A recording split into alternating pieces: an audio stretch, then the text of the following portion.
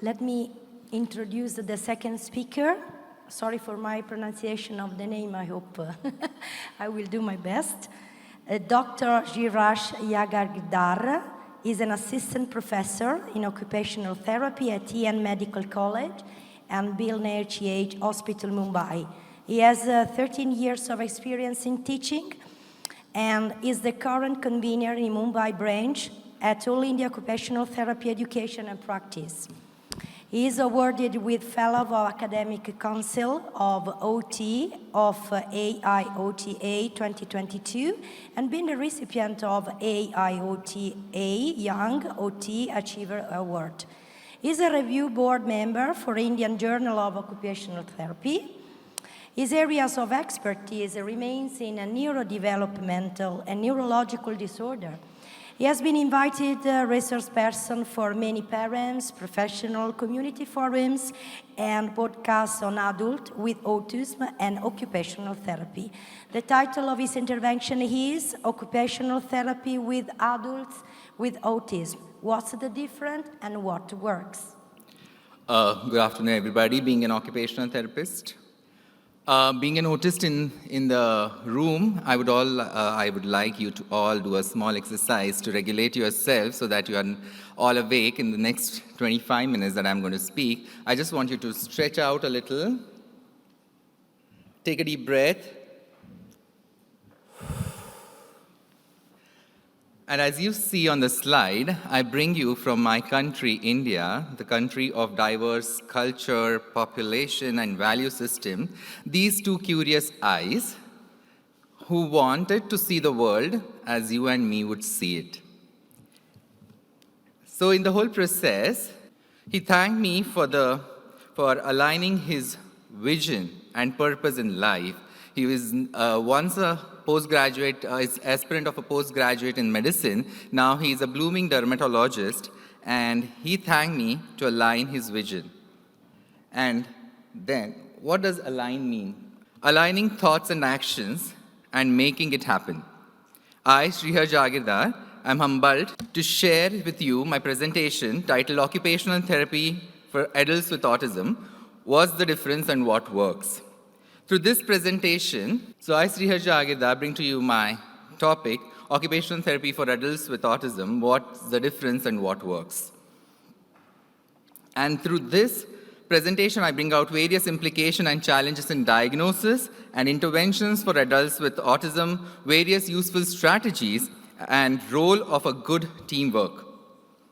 Now, through this presentation, I'm going to share you the science that is prevalent in the Western countries and very less been documented in the Indian scenario, and the wisdom that I have grown through these years of practice, translating these Western thoughts into culturally relevant occupational therapy practices.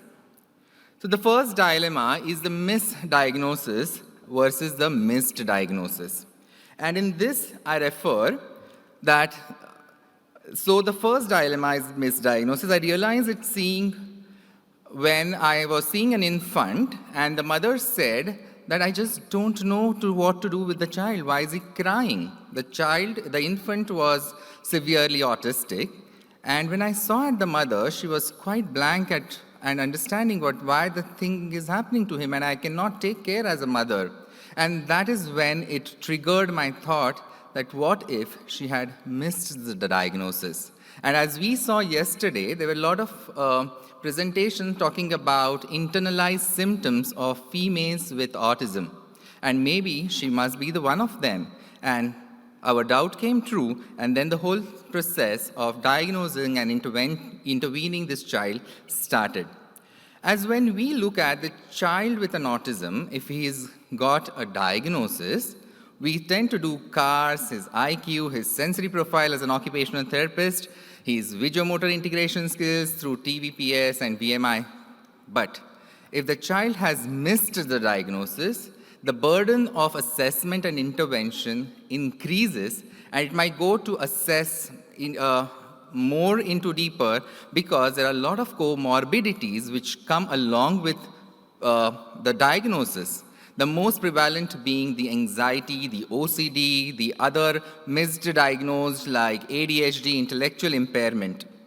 And hence, an extensive array of investigation, including an autism question scale for an adolescent or adult with autism, a sensory profile 2, which is exclusively for adults and adolescents, and then doing a lot of interest checklists because now the person is stemming into a newer challenges of environment, and hence the involving the individual with autism becomes a prime importance in the whole process. And so whole array of psychometric assessment to know his basic personality traits or understanding the comorbid psychiatric condition, because now it's beyond just the autism spectrum disorder.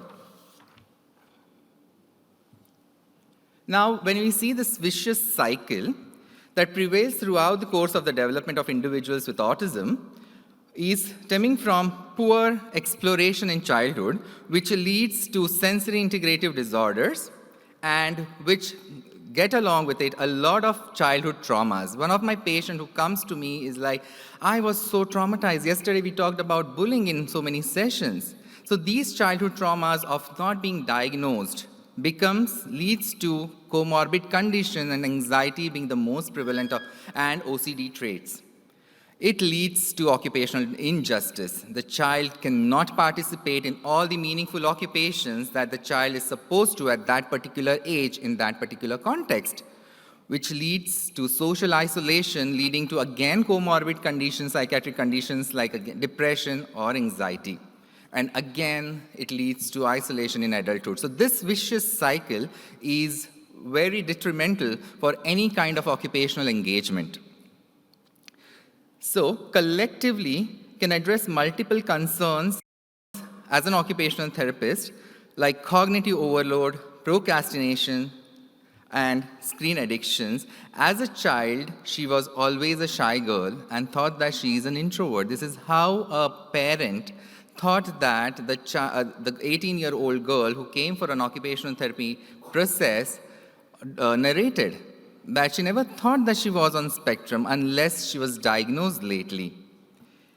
The next slide, I talk about the trajectory. This is my model, how I usually look at adults with autism. See, when you have a child with autism, you have sensory processing dysfunctions, you have behaviors, you have play deficits and developmental issues. But as the child starts growing, reaching the adolescence, there will be addition of functional implications or implications on the performance of the child through gross and fine motor deficit, visual perceptual deficit, academic lag. The child starts lagging academically. The child was always bright and used to score well, but because of a lot of sensory processing dysfunction, the child starts getting lag in these academics and again develops social lag and comorbid condition. But when you see at an adult with autism, there is a lot of occupational alienation, deprivation, imbalance in occupation. There are a lot of absenteeism, a lot of change of jobs that the person will go through, and marginalization. He'll be not be part of a larger group of individuals and hence more prone for psychiatric mobility. How does it imply to an occupational therapy practice? When we see at the Erik Erikson stages of development,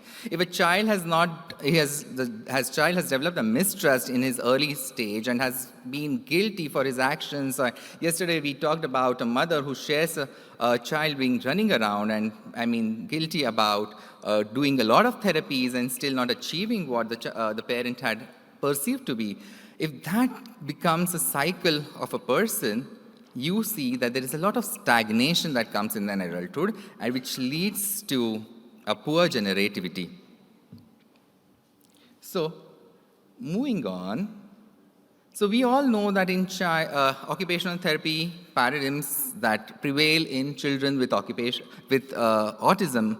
So we know about sensory integration, we know about behavior strategies, we know about speech and language, and oromotor strategies and play skills. In adolescent, it adds on to become handwriting interventions, social skill interventions, adaptive strategies like using a pen holder, using larger font size textbooks, or using headphones to cancel out auditory stimming. But what about adults with autism? Do you have an answer in the room? No, because there is dearth of research that talks about interventions for adults with autism. So there's a lot thing that comes about. The research says that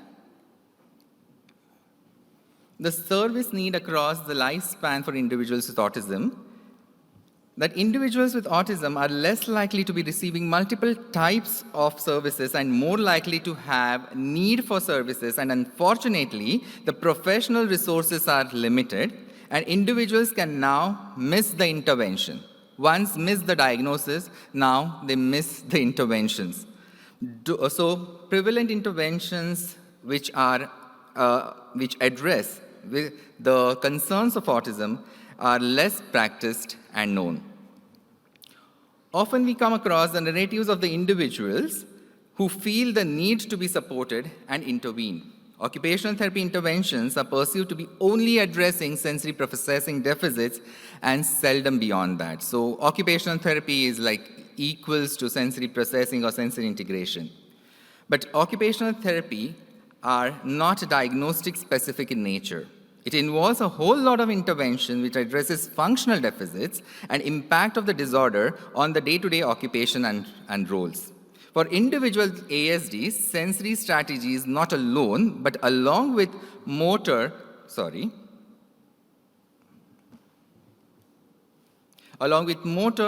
cognitive strategies and metacognitive strategies, collectively can address multiple concerns like cognitive overload, procrastination, screen time addictions, specific skill acquisition, social conduct, making intimate connections, sexual diversities. Yesterday we had an amazing session on sexual identity practices in adults and adolescents with ASD, and trauma-informed care and alienation.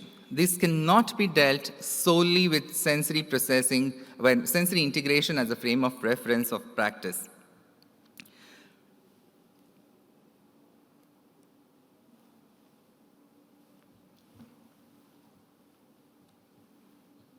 Okay, sorry.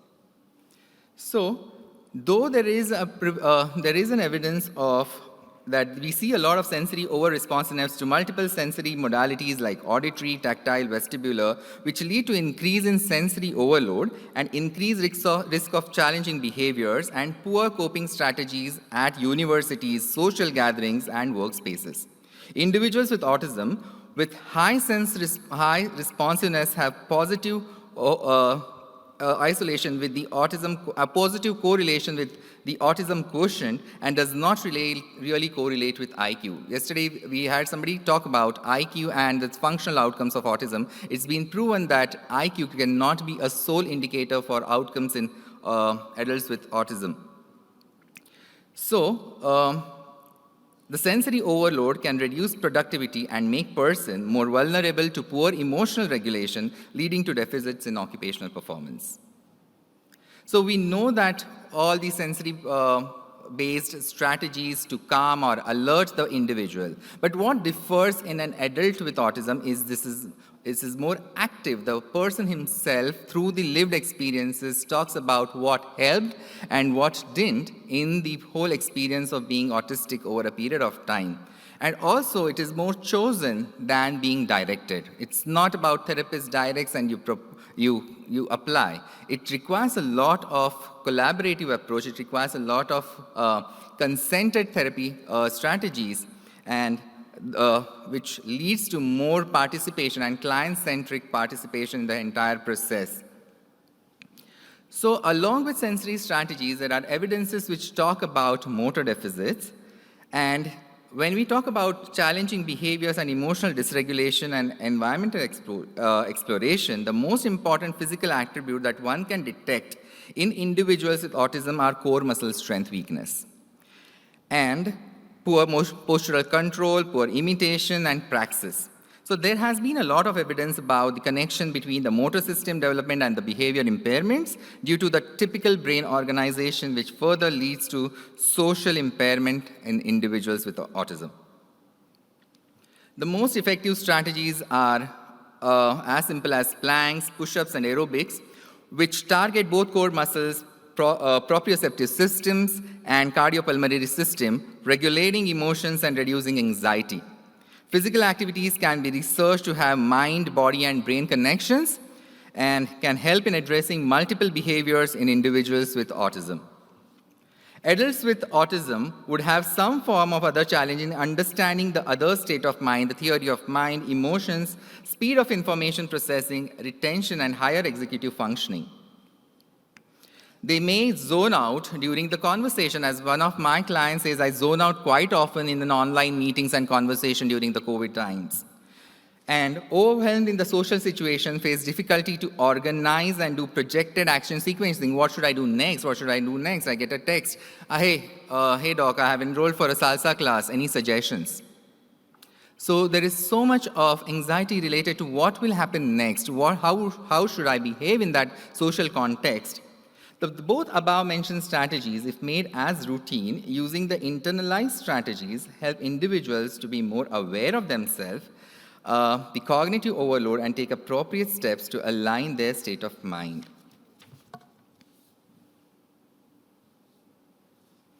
So the simple strategy, like we all know how to read a thermometer. So if we use this analogy to understand our temperometer, so at 97 you may feel normal, at 98 you may feel a little uneasy, at 99 you may feel anxious, 100 is a full-blown panic attack, and 101 is an aggressive or a tantrum, it becomes more quantitative. The person starts understanding about him or herself. There is more self-awareness. There is more metacognition that is involved. So it is to quantify distress, anxiety. You can use this for any kind of problems or functional deficit that the person is facing. At what level? It might be a simple 0 to 10 Likert scale. 0 is nil and 10 is extreme. Like I ask the mothers or fathers, how much do you feel stressed about taking care of or about his or her behaviors? So whether it's 5 or 6 or 7, when it becomes 7, when it becomes 10. So it helps the therapist to understand the impact of that on the day-to-day functioning of the person.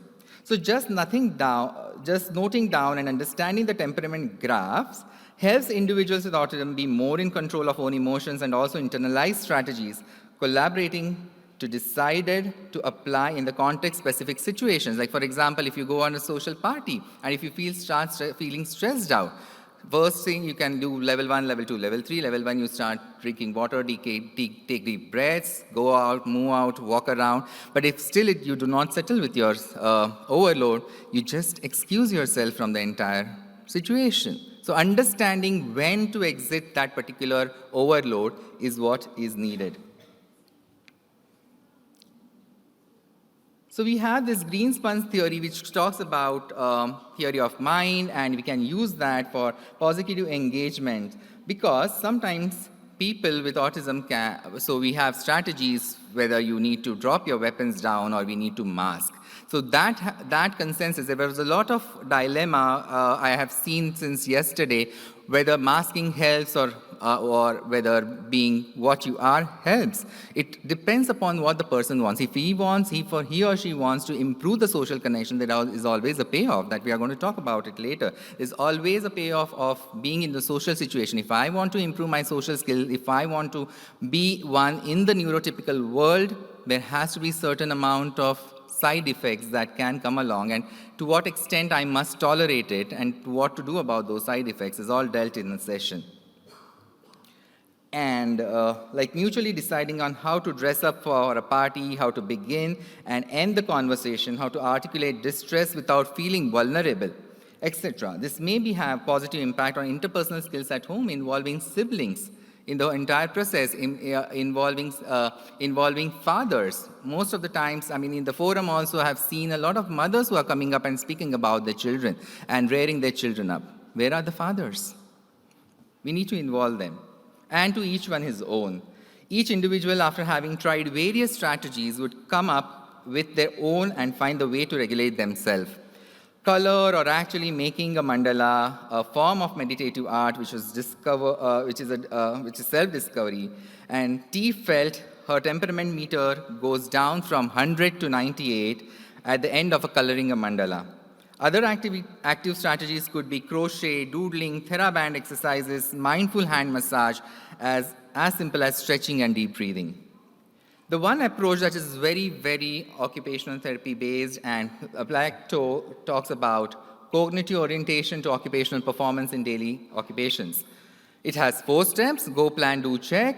And the most prevalent characteristics, the most striking characteristic of this is the domain-specific strategies and guided recovery. At certain point of time, when we talk about client-centric approaches, they might not have answers to many of their problems. Okay, yesterday somebody brought up the topic like I was more better when I found myself to be on the spectrum. But till the time, they might not know the answers, and the therapist might guide through their knowledge about science that maybe chewing helps.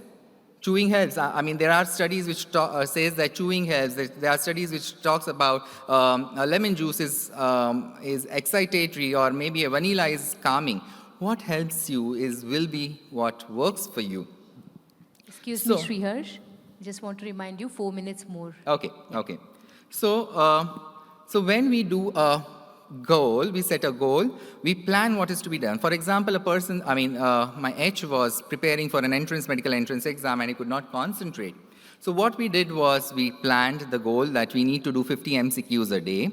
What we need to do, we need to select the subjects, allot the time limit for each MCQ, and then check if we actually did it. And also understanding what physical or cognitive strategies that will be involved, or what sensory breaks that the person needs to do. The whole process is gradual, and as compliance improves, the more occupational engagement can be added. So you can see that we start with only three best occupation, and then it goes on to becoming more complex activities like the most important part is his therapeutic use of self. The patient is made to be aware about, he likes structure, he likes to color code himself. So the Excel sheets are very good to go, wherein he or she documents what he has to do, whether it's done or no. And it is absolutely fine if the person has not achieved the target. We revise and revamp the whole goals to see that what best can be done again. But the whole process is quite active, and it's not just passively therapist directed. And then we come to the most highest level of understanding about self, is called as metacognition, that is knowing about knowing.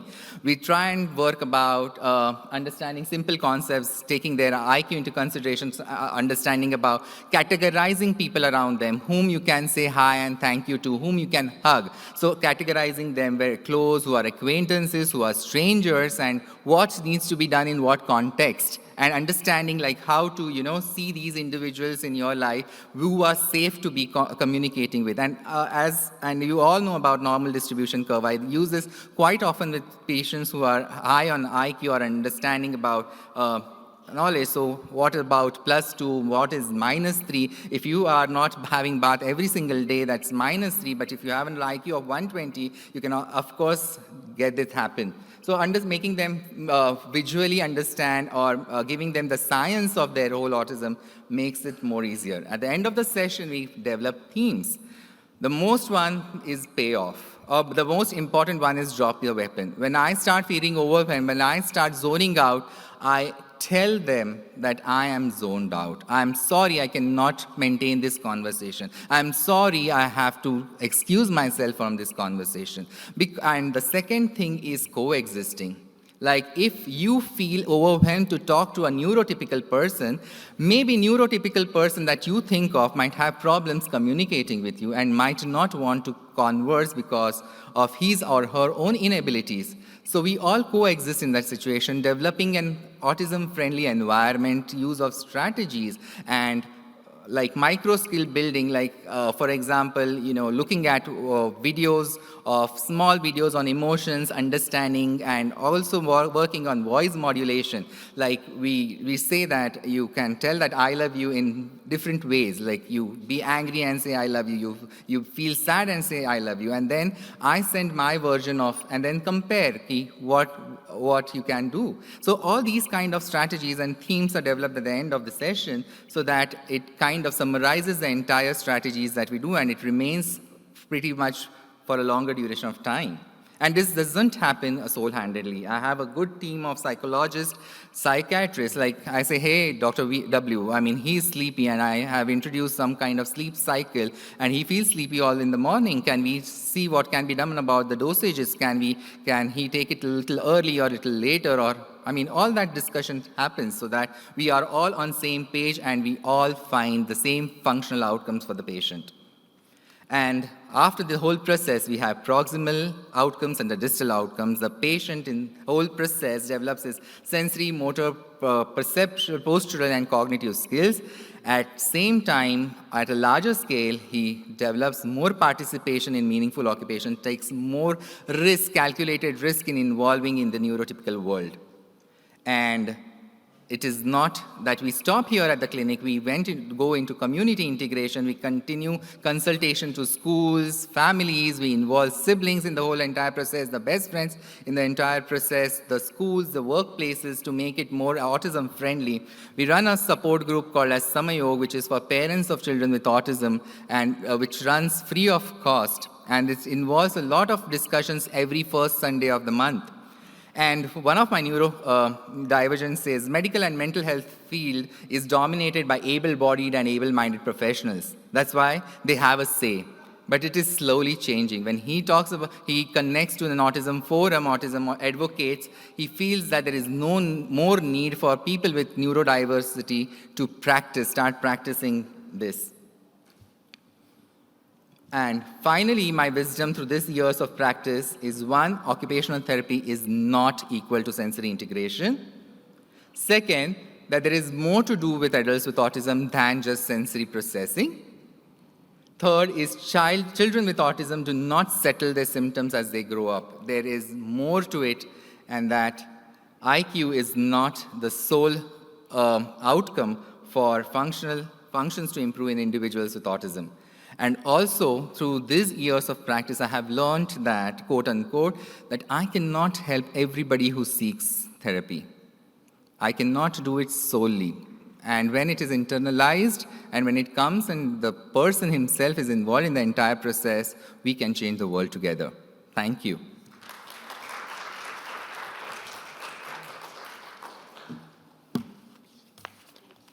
Thank you.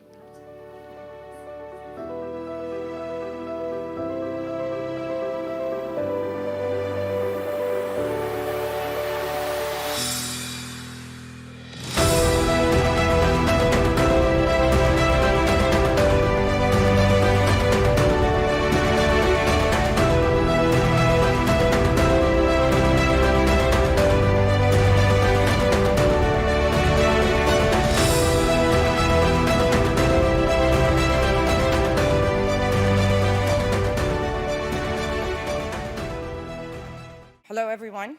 It's really nice to be here, and we're going to have Dr. Temple with us live right now. Dr. Temple does not need an introduction. Can you tell I'm one of the biggest fans here? But Dr. Richard will introduce her. No, it's my great pleasure and privilege to introduce Dr. Temple Grandin. Dr. Grandin is an American academician, animal behaviorist, and internationally renowned spokesperson for autism spectrum disorder. Dr. Grandin is one of the first autistic people to demonstrate the insights that she has gained from her personal experience of autism. She is currently a faculty member with animal sciences in the College of Agricultural Sciences at Colorado State University. Based on her experience, Grandin advocates early intervention to address autism and support teachers and professionals who can redirect children and adults in fruitful decisions and directions. She has been an outspoken proponent of animal rights and the neurodiversity movements. In 2010, Temple Grandin was listed as one of the 10 most influential people in the world by Time 100, which named her in the Heroes category. In 2011, she received a double Helix Medal and has received many honorary degrees from many universities, including McGill, Swedish University of Agricultural Sciences, Carnegie Mellon, etc. Grandin has been featured on many media programs. She was the subject of an Emmy and Golden Globe-winning biographical film, Temple Grandin. In 2018, Grandin was featured in the documentary This Business of Autism, which explored autism employment and the success of autism employers. She has been written up in Time, People magazine, Discover, Forbes, and the New York Times. She is best known for designing the Hug Machine, which is a deep pressure gadget planned to calm extremely sensitive people, which are ordinary people with autism. And I know her personally, working with her as a colleague to sequence her entire genome, to read the chromosomes from end to end and make sense of that as to how they caused her condition and how they continue to influence her life. And I'll never forget working with her to do that. And if you're interested in what we found out, come to my lecture tomorrow at 11 something. So introduce Dr. Grandin. Well, it's good to be here. And also a lot of emphasis on skills like getting dressed, combing your hair, brushing your teeth, eating with utensils. Well, one little tip with these kids, you have to give them time to respond. They're like a phone that's only got one bar of service. And slow down when you talk to them. And when the grown-ups talked fast, it went to gibberish. Can you put the next slide up, please? Now, the thing about autism is it goes all the way from Einstein, who had no speech until age 3, to somebody who has much more severe autism when they become nonverbal. But some of the ones that are nonverbal can learn to type independently. But a brain can be more social emotional, or a brain can be more interested in what they do. And having an interesting career has been very important to me. I'm really happy that I'm a professor. I've got graduate students and I've done a lot of research in animal behavior. I have 3 graduate students that have become university professors. I'm very, very happy about that. So a brain can be more social emotional, or a brain can be more interested sort of in what they do. This is why I think it's important to get kids out doing interesting things. Some of these kids that get addicted to video games, one of the ways to get them off the video games is have them fix motorcycles, have them fix cars. It's the one thing that's worked. They find out that maybe fixing those motorcycles is much more interesting than the video games. And that's something that can turn into a career. And it's a skill that other people want. Let's go to the next slide. Shows a picture of Thomas Edison. He would probably be autistic today. He dropped out of school. Now, fortunately, he had a mentor. And he had a mentor that taught him how to use the telegraph. It's really important for students to get exposed to things. I was not originally in the cattle industry. I got exposed to it as a teenager. And I had very good teachers and mentors, starting with my mother when I was very young. She was always pushing me to do new things. She encouraged my ability in art. I had a wonderful primary school teacher. I had a wonderful science teacher who got me interested in studying with all kinds of interesting projects to do. Good teachers are so important. Let's go to the next slide. There's Einstein. He would probably be in an autism program today. Let's go to the next slide. Put the next slide up, please. Now, I'm a kind of a NASA fan. And I got 5 years ago, I got a chance to go visit visit this launch pad. This was like so much fun. And what I learned when I went there is the astronauts, they had we call it the right stuff, but they were people that had Tourette syndrome, that were dyslexia. They were building the launch pad. They were designing control rooms. They were people there at NASA, really smart people that were, some of them probably were on the autism spectrum. I've been to many, many NASA sites. And if you look at the old videos of going to the moon, look at the people in that control room. I think there was quite a few autistic people there. And they were really happy that they got to be involved in that project. Let's go to the next slide. Now, I've got emotions, but I get emotional over interesting stuff I do. And Voyager spacecraft now is 45 years old. The scientists are in their 80s now. They are still tracking it. They've managed to keep it going. For a long time, they had to work out of a storefront next to a McDonald's, but they kept it operating with no funds.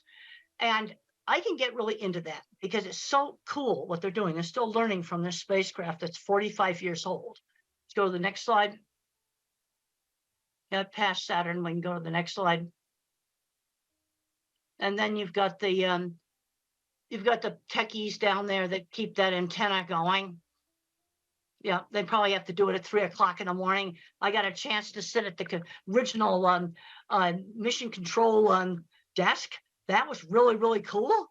Go to the next slide. Now, let's not get hung up on the labels.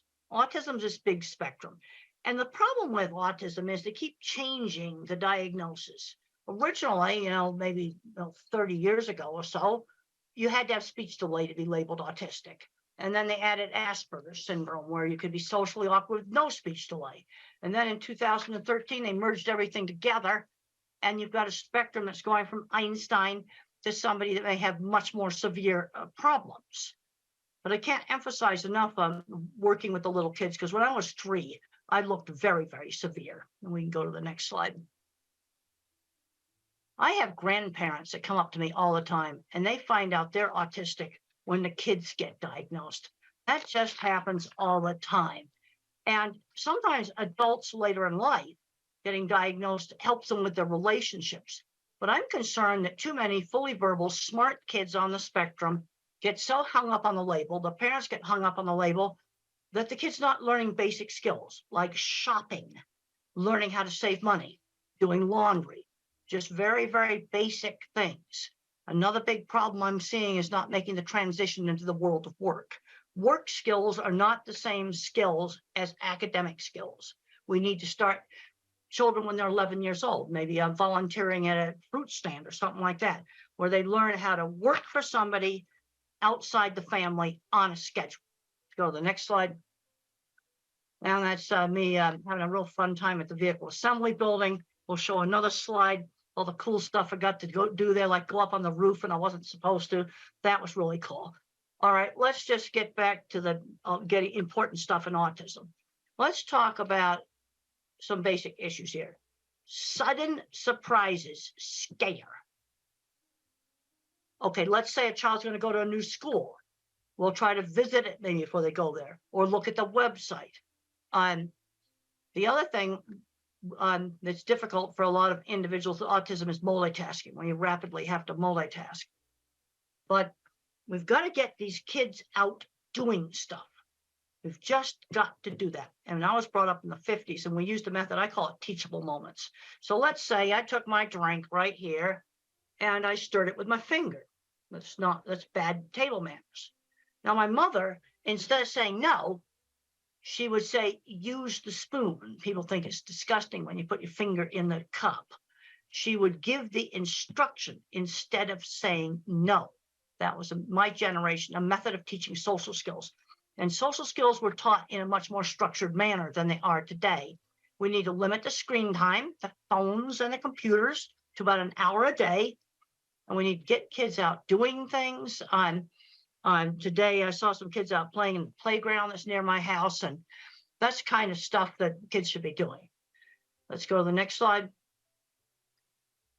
So there's the teacher there working with a really young kid. And the thing I have found on very young children's programs, some teachers just have the ability to work with these little kids. Now, if you've got a little kid that's not talking, the worst thing you can do is let them just sit and play with a phone all day. That's the worst thing you can do. You need to get an effective teacher working with them. And I find some teachers have the ability and some don't. Let's go to the next slide. Teaching turn taking. That was done with me with board games. You have to learn how to wait. It's something that's very important for young autistic children to learn how to wait. And we'll go on to the next slide. Teachable moments. We already talked about that. You don't yell and say, stop it. You give the instruction and the reason why. Let's go to the next slide. You need to limit the video games. One of the things that I was not allowed to do when I was in high school was just become a recluse in my room. I was not a good student. I was a terrible student, but I still had to attend to classes. Too many of these kids are just getting on the electronics and just staying in their room, playing video games all day, and they're not getting wonderful jobs in the video game industry.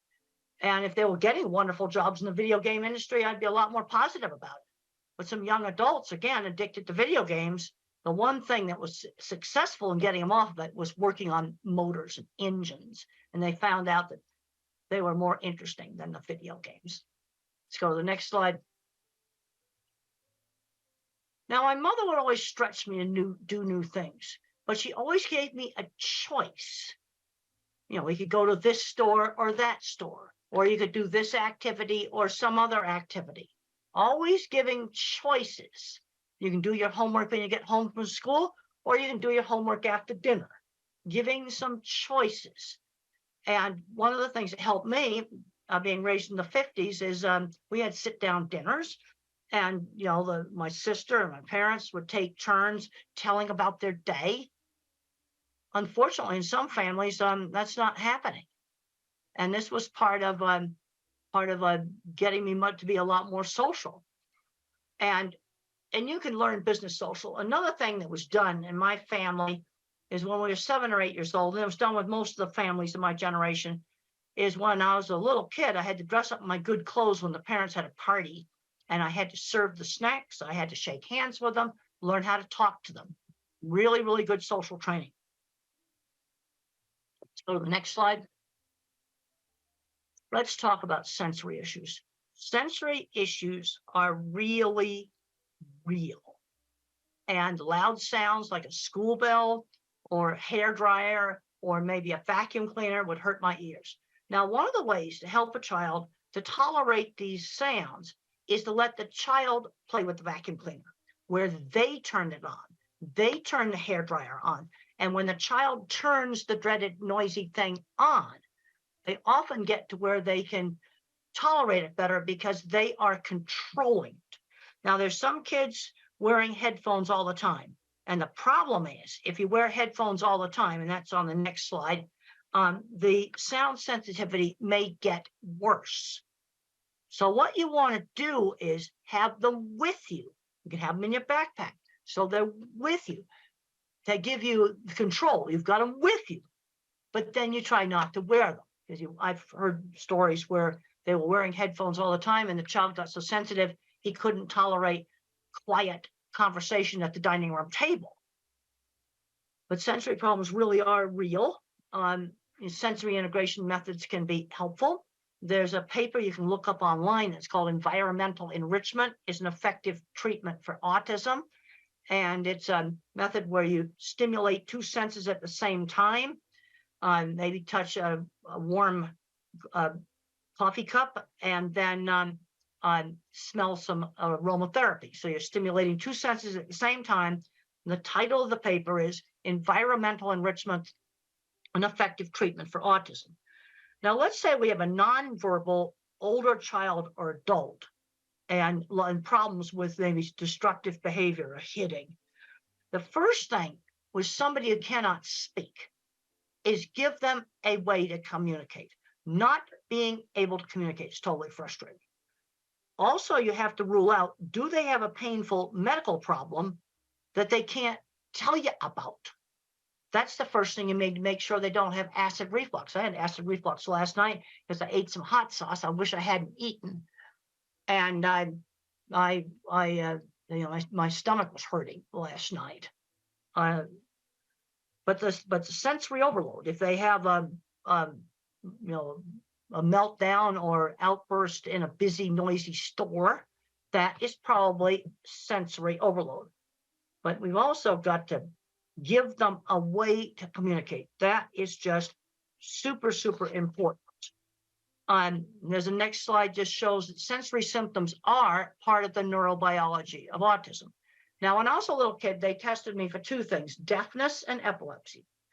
Now, I could pass the deafness test, but the problem is my ability to hear auditory details impaired. Like if the grown-ups talked fast, it was when adults talked fast, it's like, that's what it sounded like. Because I didn't hear the hard consonant sounds. Like if someone said the word cat and they said it fast, I would hear ah. So my speech teacher would say cat ta, or she'd hold up a cup and she'd say cup pa. And she switched back and forth between saying cup and cup pa. Because if people talked fast, then all I heard were the vowel sounds. Stretch out and enunciate the consonants. And sometimes hearing would kind of cut in and out like a bad mobile phone connection. There's kind of 3 ways that the brain can have a problem with language. not hearing the auditory detail, where I'm hearing gibberish, trouble with getting my speech out, expressive. And then the next slide, I talk about echolalic children. And echolalic children, they have good speech and they will recite an entire movie script. But the problem is they don't know what the movie script means. That's the problem. So in Life Animated, what these parents did is this child had memorized Disney movie, and they picked out phrases in the movie that could be used in real life. And then their son started to figure out that words had meaning. So an echolalic kid, you've got to teach them that all this language they're yakking out has meaning. So there's kind of 3 ways the brain can be messed up. The next slide talks about attention shifting slowness. Now, if I was a computer, I've got a very, very small, I'm an Intel 286. I mean, if you're a computer geek, that's the first chip.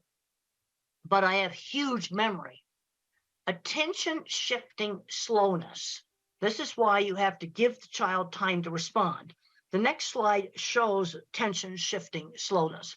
It's an old Ami Klin slide, and look at how the normal person's looking at the eyes. But the other more important thing in this slide is look at how many times the normal person looked back and forth compared to the autistic person who's trying to lip read. Attention shifting slowness. All right, now let's look at things where this could cause a problem at work. I want to see these kids get employed, and I want to avoid the jobs such as rapid multitasking at a McDonald's takeout window. That would be a very bad job. Another problem is I don't have any working memory. So if let's say I have to shut down the cash register at night at a store, and then maybe 5 or 6 steps, I need to write them down. I need to write the steps down like a pilot's checklist. Long yakety-yak strings of verbal information do not work with me. Let me make a pilot's checklist. Okay, and if you don't want to disclose autism, just say to your employer, pilots need a checklist. I need one too. And for pilots, it's mandatory. In every country in the world, pilots have to use checklists. Now, I'm talking about giving the child time to respond. When I was 5 years old in school, we had a little assignment where we had to name the pictures that began with B as in beautiful. So I called the suitcase a bag, and the teacher marked it wrong. And she didn't give me time to explain that in our house, they weren't suitcases, they were bags. And that was very, very frustrating for me. In the next slide, we're going to be talking about some visual problems. I don't have visual processing problems, but some individuals do. And vision might break up similar to a migraine headache. Or this next slide that shows an image that's breaking up. Seeing probably wouldn't be a primary sense if that's the way things look like. And this may explain why a number of people that do not speak touch and smell things, because those senses provide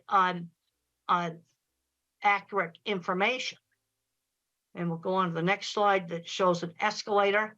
Now, in your brain, you have the eyes that work like a camera, but then in the back of the brain, there's circuits that assemble the graphics file for shape, color, motion, and texture. And if there's something wrong with those circuits, print may jiggle on the page when you try to read. These kids are often terrified of escalators because they can't tell how to get on and off of it. So you have a child that hates an escalator. The chances are he has a visual processing problem.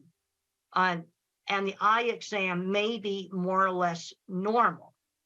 And if you have a child that can't read, the next slide shows print jiggling on the paper.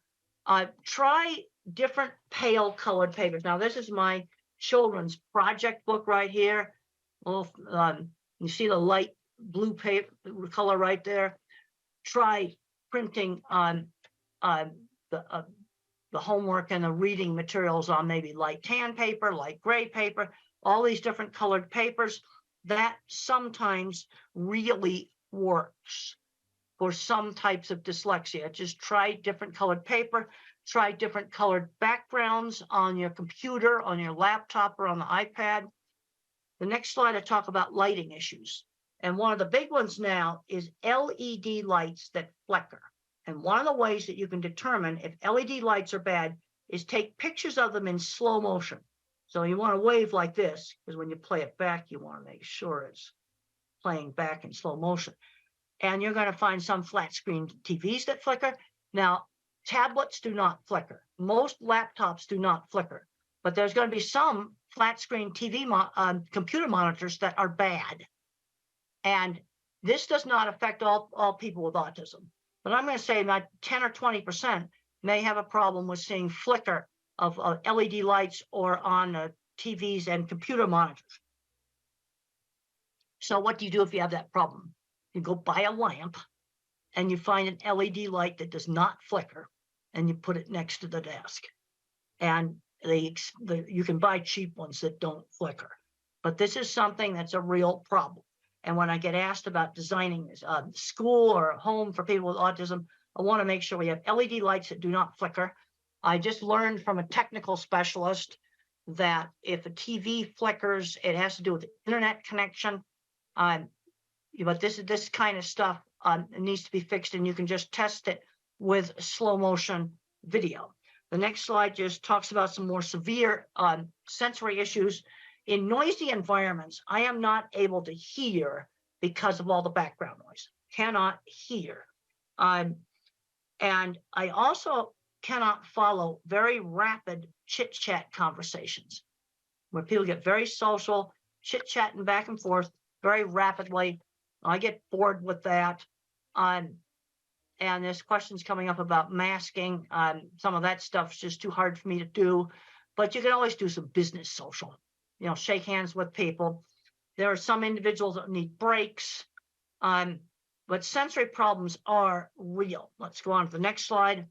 The next slide talks about this environmental enrichment program, where you use inexpensive, cheap things to stimulate two senses at the same time. You're always changing the things that you stimulate, and it's an adjunct or an add-on to other types of therapy. Now, the next slide shows some really wonderful books for that have been written by non-speaking autistics. Now, I really like How Can I Talk My Lips Don't Move by Tito. I had a chance to meet Tito, and he came into a library, and he was flapping and everything. And I wanted to see, I tested him with a really, really strange picture that he had never seen before, and it had an astronaut in a spacesuit riding a horse out in the desert. And I showed that to Tito, and he types really fast, Apollo 11 on a horse. Another good book's Carly Fleischman's, Arthur Fleischman's Carly's Voice. Then you got The Reason I Jump, the sequel to The Reason I Jump. I like the sequel. It's a better book. But I'll give you a little tip about the typing. Remember the problem with attention shift. Okay, like on this desktop, my keyboard's way down here. But when I type, that print appears way up here on the screen here, and the keyboard's down below where the video is. Now, many people with autism cannot make that attention shift. And that's the reason why you want to use a tablet, because the virtual keyboard, with using that virtual keyboard, the writing appears right next to the top of the keyboard. Or you're going to have to, on a laptop, put the keyboard on a box, and you need to make sure it's a monitor that does not flicker. This is really, really important. Next slide just shows some brain scans. And the point I want to get across right there, different parts of the brain get turned on when you do different things, like seeing things, hearing words, thinking about things. And where there's a problem in autism is in kind of the inter-office communications. And what you tend to get is uneven skills. Like I'm really good at art and mechanical stuff. Somebody else might be really good at mathematical stuff. And we'll just show some more pretty brain scans. Next slide shows, oh, that's my skull. Let's show the next slide. That's the microbiome. You see the little tiny hairs there. Those are axon tails, and they form great big inter-office communication cables between different parts of the brain. And then I can show you a slide without my ugly skull. And that's the connectome is much prettier when it's by itself. The next slide shows the circuit in the brain for speak what you see. Now there's the normal control right there, and I'll show you mine. The next slide, that's my speak what you see. And I have all these extra branches for visual thinking, but I have less fibers for speech. So that might explain why I had trouble getting my speech out. But when I had speech therapy, it increases the bandwidth on the fibers that are still left. And the next slide just shows that. But this is where the therapy made a difference, because I had trouble getting my speech out. Let's go to the next slide. Now, if I speak what I hear, I am definitely not an auditory person. I am definitely a visual person. And we'll go on to the next slide. And I want to talk about the importance of developing strengths. That's an artwork I did when I was about 6 or 7 years old. Mother always encouraged my ability in art. It's a picture of a wooden dock or deck that was by the beach. And she always encouraged my my art. And the next slide just shows a picture a young child did in 3-dimensional. Most little kids don't do that. And I would just draw the same horse's head over and over and over again. So mother would broaden my skill. Let's draw the stable. Let's draw the saddle. Or if you have a child that likes cars, let's read about cars, do math with cars, draw pictures of different cars. In other words, broaden that fixation. Broaden the fixation, especially if it's something like cars, that can turn into a career. The next slide just talks about the art ability being encouraged.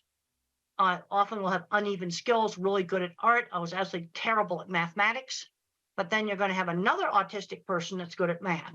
And we'll go to the next slide where it shows that the way I think, it's videos in my head or movies in my head. I'm what's called an object visualizer. And in my new book, Visual Thinking, The Hidden Gifts of People Who Think in Pictures, Patterns, and Abstractions, I discuss 3 different kinds of thinking that you can have in autism. Most people are mixtures of the different kinds of thinking. But in autism, you might get an extreme object visualizer. That's me. And the HBO movie shows how I think. My kind of mind's good at art, mechanical things, photography, working with animals, absolutely terrible in mathematics. And then you have the next kind of mind is the visual, spatial, mathematical mind. And the mathematical mind thinks in patterns. And then you have people that think in words. And it's important to, kind of know how the child thinks. That just shows eclipse shadows on where the eclipse, the trees made little tiny eclipses like a pinhole camera. That happened on our campus. I noticed detail. I watched a whole bunch of students just walk over that. They just didn't notice it. But I noticed visual detail. The next slide shows 2 things that can bother cattle, like seeing a car through the fence, seeing a piece of red string, seeing a bottle there that might move. Little things that people don't notice. Also in autism, there is there's some better ability to pitch discrimination. There's been a lot of research that shows that these sensory things really, really are real. And the next slide shows one of my cattle handling facilities. And how did I sell my work? One of the things I did to sell my work was to show off pictures of things I had designed. And one thing I really liked in the HBO movie is that it showed my actual projects. It also shows how I think in pictures. It's very, very accurate on that. And I can say that the geek side of me really liked that. The next slide shows a recreation of one of my projects in the HBO movie. I thought that was just so cool. I really, really liked that. The next slide shows starting on my very first project. Now, I had some good mentors in the construction industry. On my first project, the Swift plant, 1974, I criticized some welding, and I said it looked like a bird had poo-pooed on it, and that was pretty rude. And the plant engineer pulled me into his office in private and said I had to apologize for that rude kind of talk. He told me what I should do. And then another person that helped me was a small contractor, steel and concrete work contractor, who had seen my drawings and seeked me out. And for 10 years, we built projects together. And so those are on a construction site, some of my early projects. And some of the most fun stuff I ever did was working in construction. And I worked with a lot of people that were probably dyslexic, ADHD, or autistic. Some of these people owned big companies where they made mechanical equipment. They had lots of patents. I really put the emphasis on the career. This is what's made life happy for me, is having a fulfilling career. The next slide just shows some of my drawings. And when I showed people my drawings, they were impressed. That's how I sold jobs. Okay, let's work on what are we going to do about job interviews?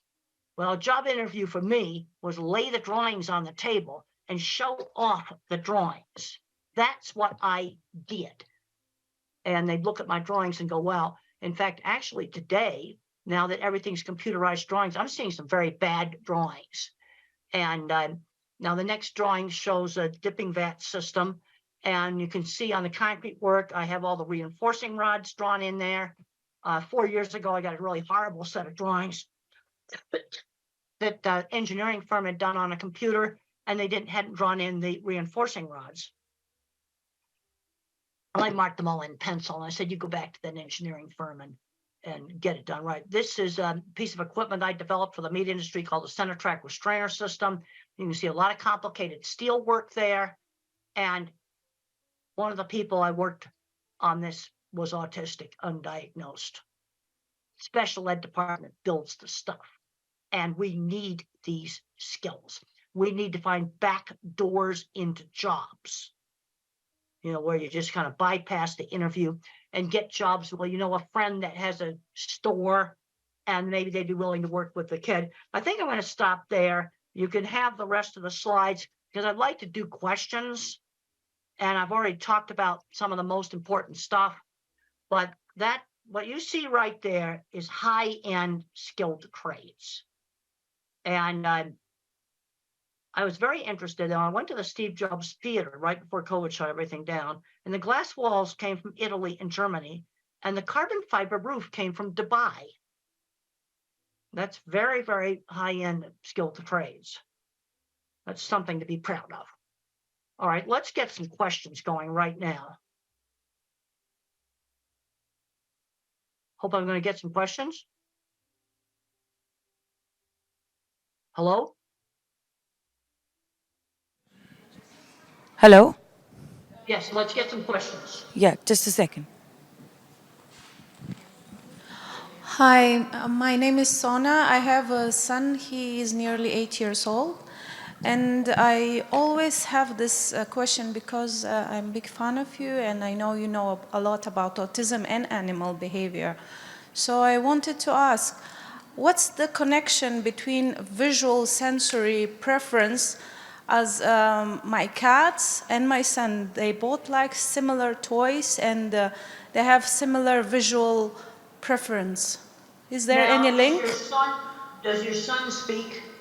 He is speaking, but he is not like having any big vocabulary. So he has very short vocabulary and has sensory issues. Does he have a decent way to communicate? Even something out like one of these computerized things that will speak, or a picture board or something for him to communicate with? No, we never use like visual pictures like PECs. We never use those. So we encouraging him to use more spontaneous speech and the speech therapist, the ABA therapist, all of them, what they recommend, we follow that. Well, if he can learn to speak, then you don't need to use PECs.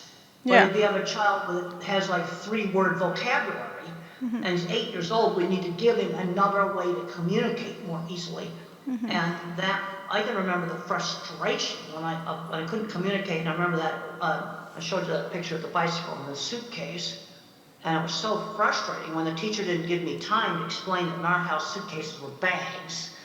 And I didn't understand the concept of the letter B, the sound of the letter B.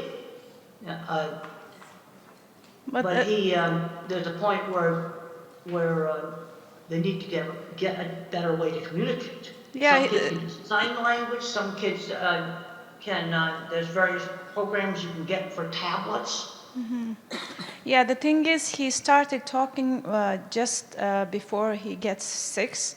So it's really delayed. So that's why, But is he starting to talk? Are you getting more and more language? yes, yes, and more Okay. clarity. Like it takes time, like it's a step by step, but we had him from severe autism. Now he is in between low and moderate autism. Okay, So well, in the that's spectrum. good. If you're getting progress, parents always ask me about different programs. I said the most important thing is you're getting progress. Yes, now, if we you're getting progress right now, then you're doing the right thing. Yes, the only problem I'm struggling is his memory and his sensory problems. That kind of restrict him to learn more and focus on task and academics. And he's better in maths. As you said, there are a few types of visual learners. He is more into maths and numbers rather than alphabets and reading. You see, because I said there's a visual kind of autism, that's me, Yeah. but there's also a mathematical. There are kids that are very mathematical. He is visual in maths, but he's not very visual in, he's not into reading that much, but he's better in maths, like counting and numbers. He's really good with numbers. That's good. Then you maybe you can move him ahead in numbers. How is he at things like getting dressed, bathing, these kinds of things? He is very independent. Wherever I taught him, is very independent. Good, good.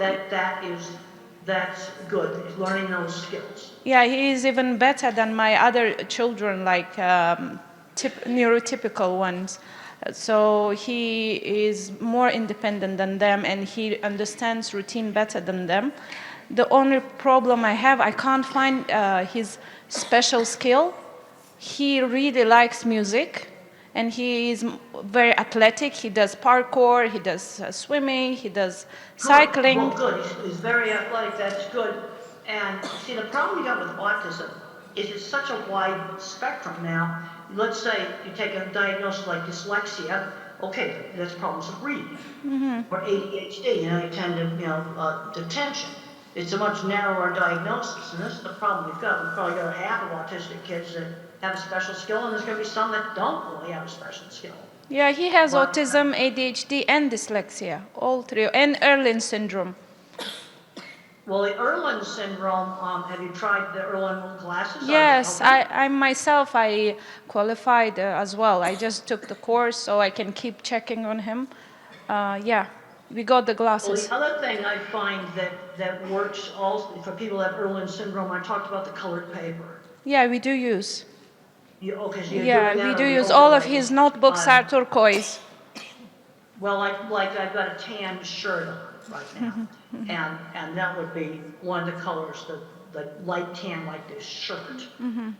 Some people like that, and then other people, they like this light blue that's on my children's project book. Yeah, that light blue, that's the thing for him, Light blue, calms like him. my tie.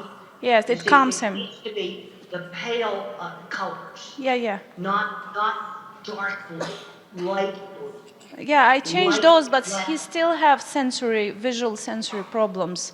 So is there any connection? What about sound sensitivity?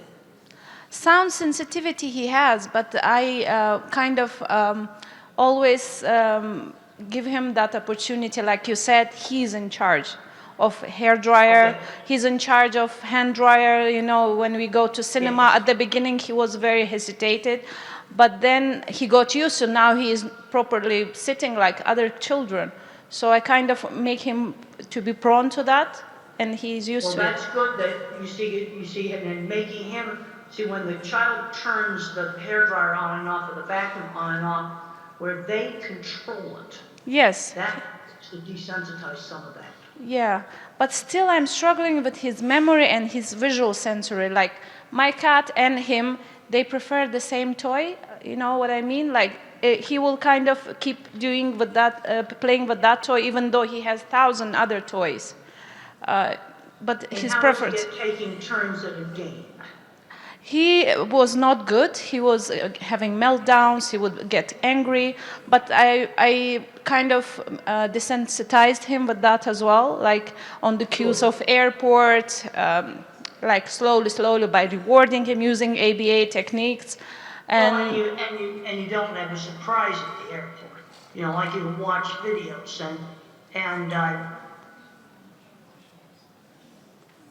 I found that one of the things that I got afraid of them, if I made them interesting. Yeah, exactly. That sports. What one parent did about the hand dryers in the bathrooms, they went to the websites of all the manufacturers of the hand dryers, and then they got interested in how they worked, and they collected all the websites of hand dryer manufacturers. No, seriously, this actually helped. Yeah, it's the same with him. Wherever we start with, like even food diet, we started with him.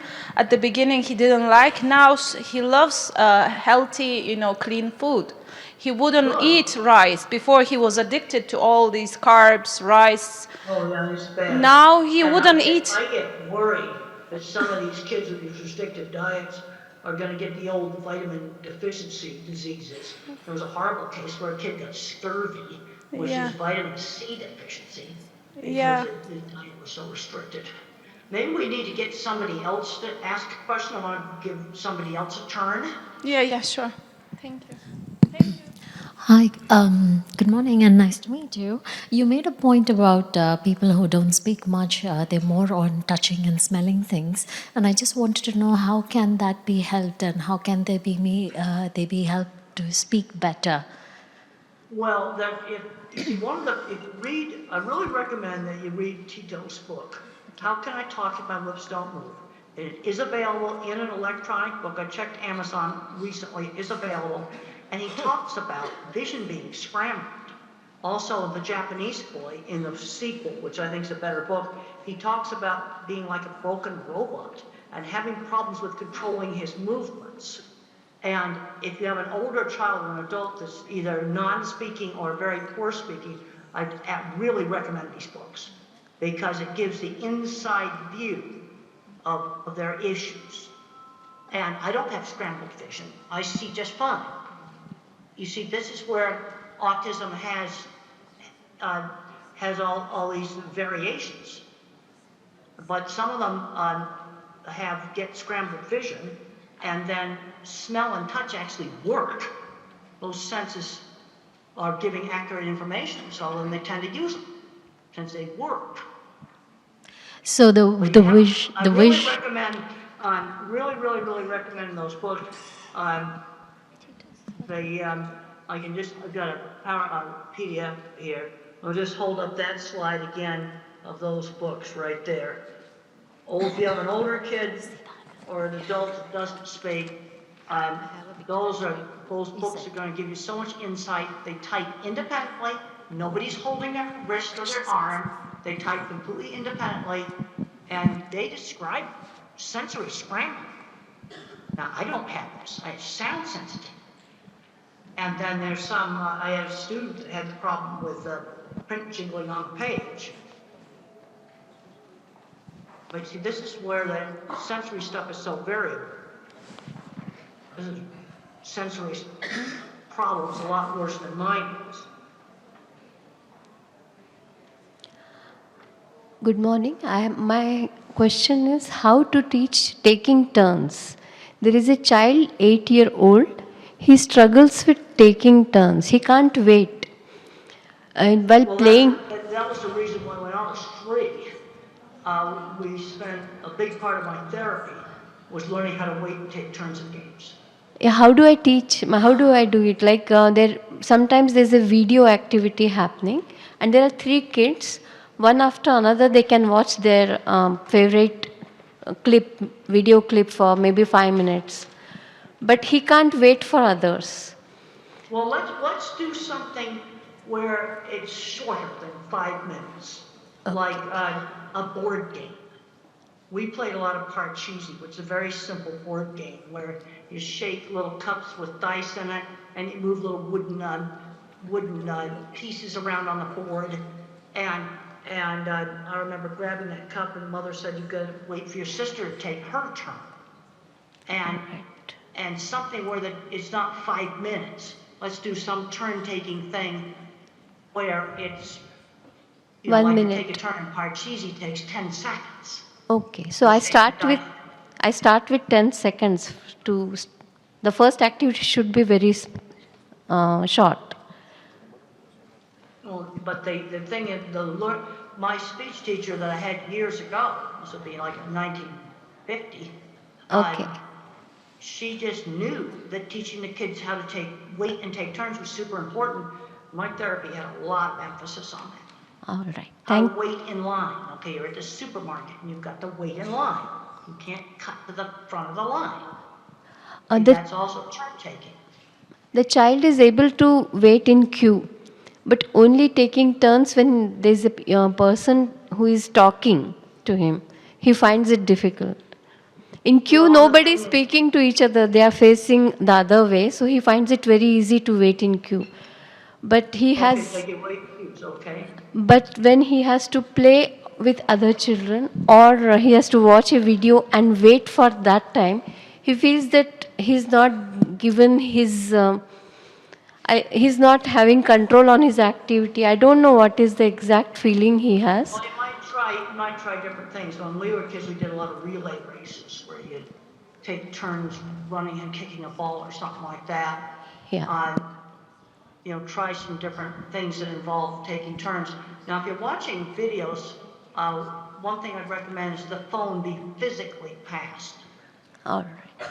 The phone has to be physically passed around. Thank you so much. The taking turns means the phone has to be given to the other person and passed around if you're doing something on a phone. All right. I think that's going to help on the taking turns. Thank you so much. Okay, well, maybe we can get another question. Hi, Doctor. Nice to meet you today. In the last 5 years, we're hearing somebody tell autism causes by TV. I want today listen in your opinion. Caused by what? I didn't hear you. TV. Television.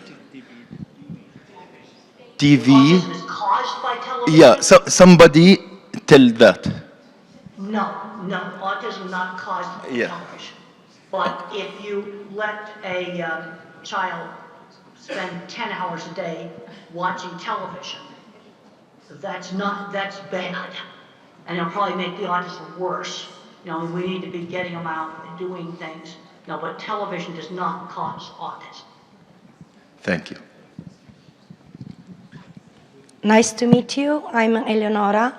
I want to ask you, what do you think about the connection between language and motor coordination? Is it important to improve motor coordination in autistic children, to improve also language? What do you think? Well, there's some really interesting things that's happening with horseback riding.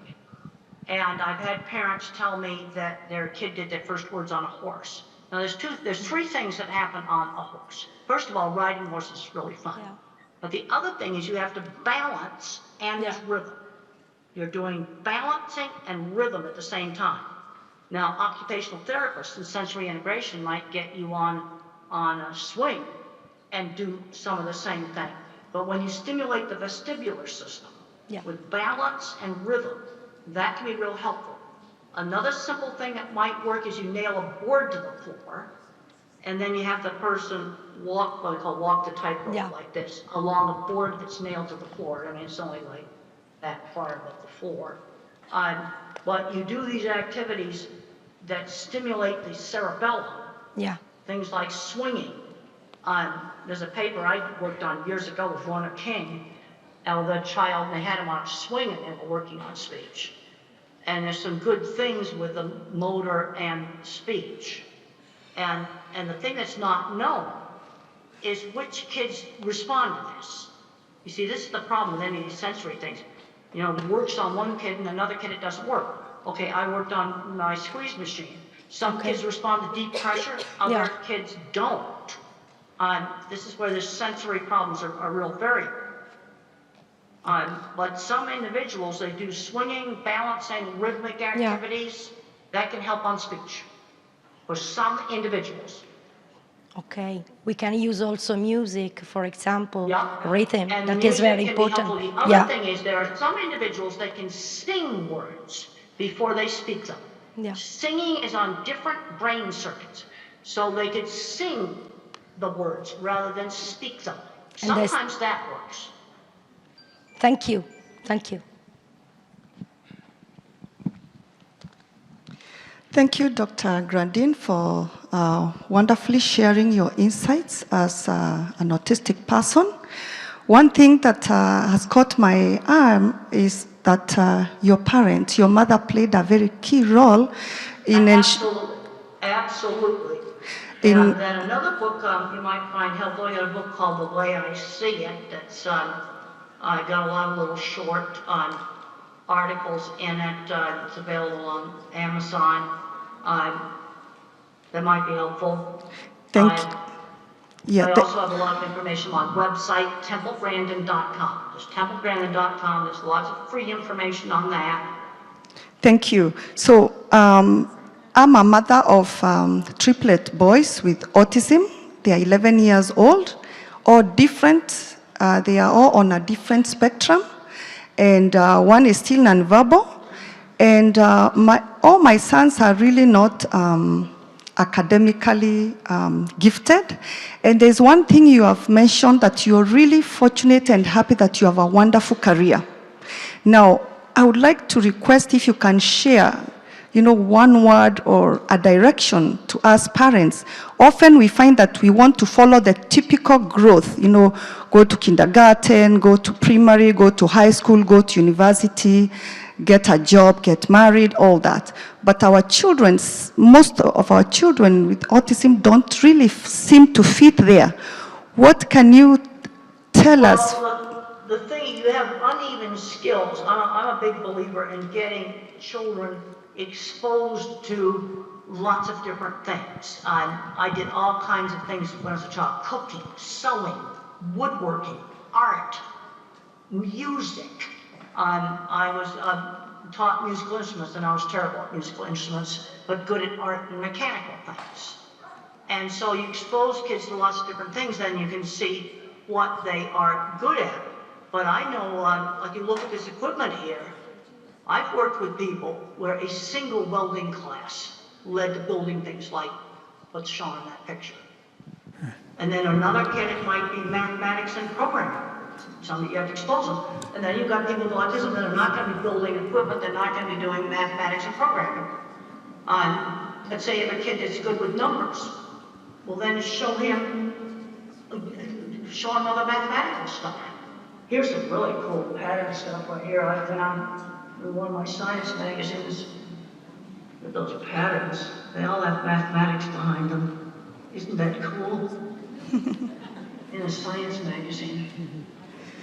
Yeah. There's some kids that are going to just, they may be gifted in that. You see, this is the problem. You're really good at one thing, sometimes really bad at something else. And the people that build good equipment, like you see there, complicated stuff, most of them could not do algebra. It's all pure visual thinking. But they're building stuff like that. Thank you. I had a chance to go on a corporate jet the other day. The guy that took one welding class, he builds entire beef plants, and he just has them memorized in his head. A single welding class. He's building entire beef plants. Unfortunately, we're running. He's not autistic. He's not autistic. But I did work with several other people in metalworking that I'm pretty sure were autistic. We're out of time now, so we're just going to have one more question. I know that we would. One more question. Hello. Midnight or whatever, I'm going to go to bed. But I'm really glad that I was able to get up and talk to everybody. And free to give the videotape around to people. There's more slides in this deck. You can go ahead and give people the whole slide deck.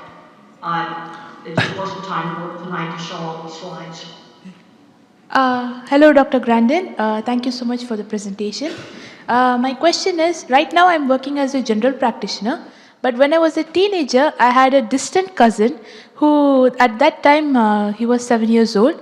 He has symptoms of aggressive behavior and at times, but most of the times he's a very quiet kid. He won't interact much and everything, but the aggressive behavior is the key point, like it's almost disruptive. And later on we diagnosed he has autism. But how old was he when he was doing the destructive behavior? At 7 years old. And because of that, his whole family also have a history of mental illness, like other mental illness. It's stigmatizing, it's so traumatizing for all of them, especially the boy. So how to deal with autism children with aggressive behavior? I had aggressive behavior when I was 7. There was a penalty for it. There was no television for one night. For aggressive behavior. The other thing you have to look at, what is bringing it on? Is there a problem with frustration with communication or with sensory overload? Communication. We've got to make sure he doesn't have if the child is non-speaking, then you always have to make sure you do not have a hidden painful medical issue, like maybe an ear infection, urinary tract infection, acid reflux in their stomach, a toothache, something that's hurting that they cannot tell you about. I think he had meningitis. He had meningitis. I also had problems with things like getting aggressive when I was a child was worse when I got tired.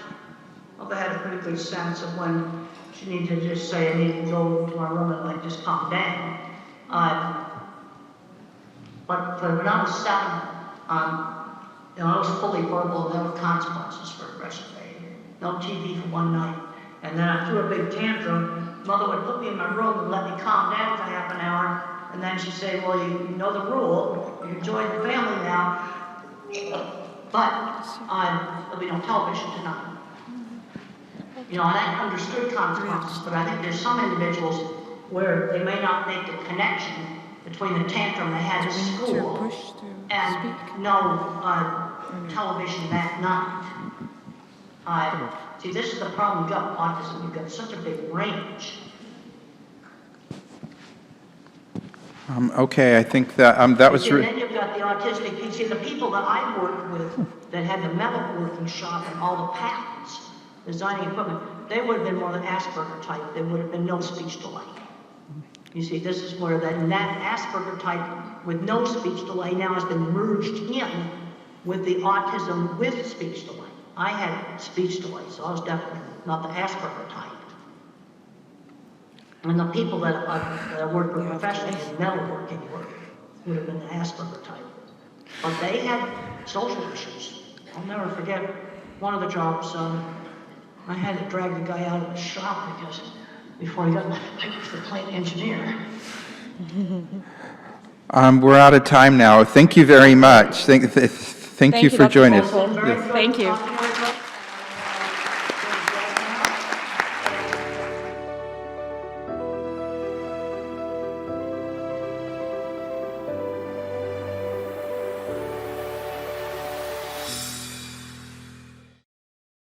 And it's my honor to introduce Dr. Alok Sharma. Dr. Alok Sharma is the professor and head of the Department of Neurosurgery at LTM Medical College and Hospital in Mumbai, India. He is also the director of Neurogen Brain and Spine Institute and KLS Institute of Anti-Aging, both in Navi, Mumbai.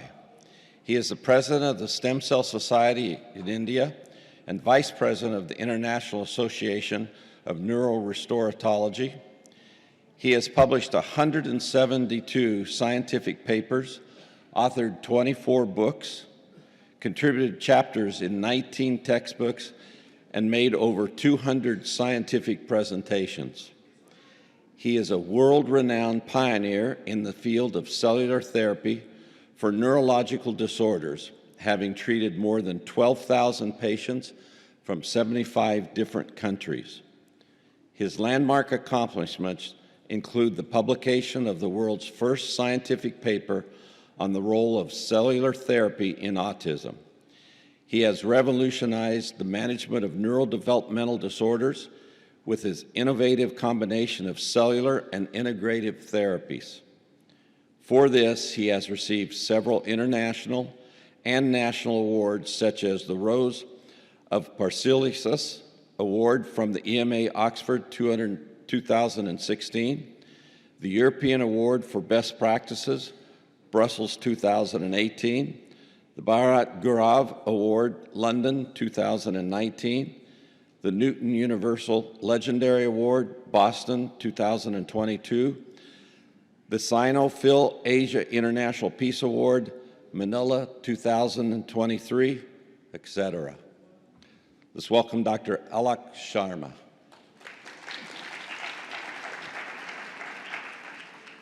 This is truly amazing. To be in Dubai, to be at this wonderful international conference for autism and neurodevelopmental disorders, but most important, to be able to give a talk immediately after Temple Grandin. What an honor. I had never thought in my life that, one day I'd be speaking after the legendary Temple Grandin.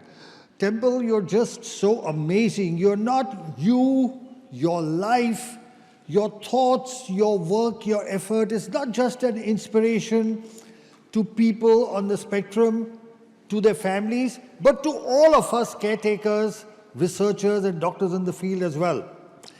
So I'd like to begin by thanking Temple for the wonderful and amazing talk that she just gave. I'm going to speak on a new topic, that's regenerative medicine in autism spectrum disorders. When I give a talk, I like to begin with this picture. This is a picture, this is a painting, a huge painting, the size of this entire wall, which I found in a hospital in Howlin, Taiwan. And when I entered that hospital, I asked them, why is this picture here? They said, this is a picture of Lord Buddha going into the jungle to heal.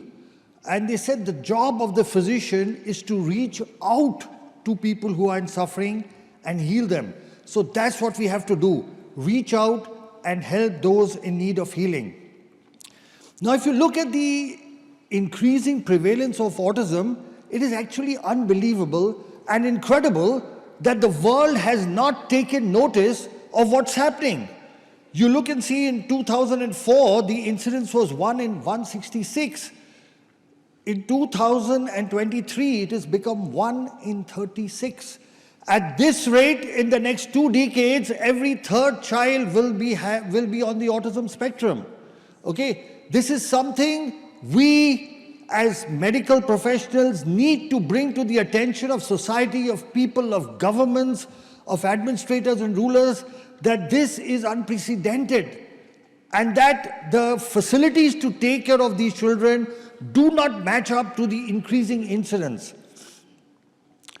There are about 70 million kids on the planet. That's 1% of the world's population. It's like a huge percentage of people.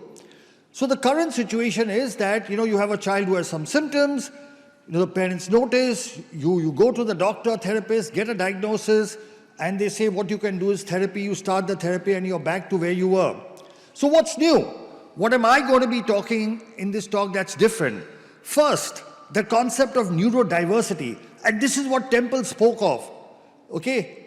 That we have to see how people on the spectrum are diverse, that they are not less than, they are different, that they have uneven talents and skills. So the concept of neurodiversity, because now there are going to be so many people on the planet that you can't look at them in the way that we've been looking at them earlier. The other exciting thing, and I'm going to highlight that, is a better understanding of what's happening with the brain. And this is what has changed everything. Then the whole concept of neuronal regeneration, that it is possible to regenerate the brain that's not functioning as well. And the concept of multidisciplinary management, and of course the main base of my talk, which is cellular therapy. Now, what is new is that for the first time in medical history, we are now understanding which parts of the brain are functioning differently from neurotypical brains. And we have done scans, we've done a lot of research in this area, and you can see that list: the amygdala, the hippocampus, the parahippocampal gyrus, the cerebellum, the caudate nucleus, the mesial temporal lobes, thalamus, superior and middle temporal poles. So we've actually identified very clearly which parts of the brain are functioning less. We've also identified which parts of the brain are functioning more. Our focus so far has been on what these children can't do. What we also need to look at, which parts of their brain actually are functioning more than what neurotypical people do. And there are actually parts in the calcarine fissure, the Heschel's gyrus, cortical frontal areas that function more. They are hypermetabolic. So we need to understand this as well.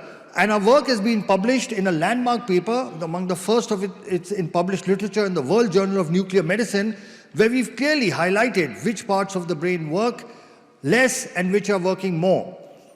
Now, what we found here, and this is the only thing that we need to give attention to, because Temple again keeps talking of early intervention.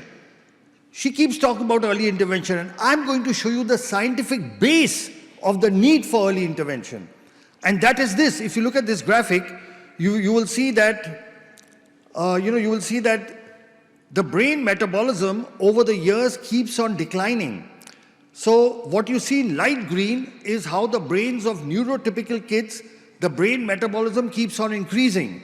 Whereas children on the spectrum is the light blue, you can see it keeps on declining.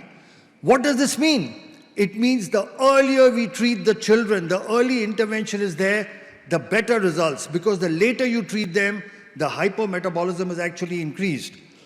So the old thinking was that once the brain is damaged, you cannot regenerate it, and the new thinking is it's possible to regenerate the brain through cellular replacement and repair. The other thing that has changed in autism is the concept of multidisciplinary management. So far what would happen is a person specializes in something and then that's all they would offer. So if you're a center that has occupational therapy, you focus on occupational therapy. You have a center that does speech therapy, you focus on that. But what is the need is a multidisciplinary management, which includes everything, all the things listed, and cell therapy, which I will talk about, is one of them. So there is no one silver bullet. The management of autism will be multidisciplinary. So look at that. On the left-hand side, you see a fractured bone. And I ask yourself, will you give rehabilitation to a person with that fractured bone? Would anybody give physiotherapy on a broken bone? Now look at the left. You go to an orthopedic surgeon, you get it fixed, don't you? And now you give rehabilitation. But in autism, we do exactly the opposite. On the left-hand side, the blue area is the hypermetabolic brain.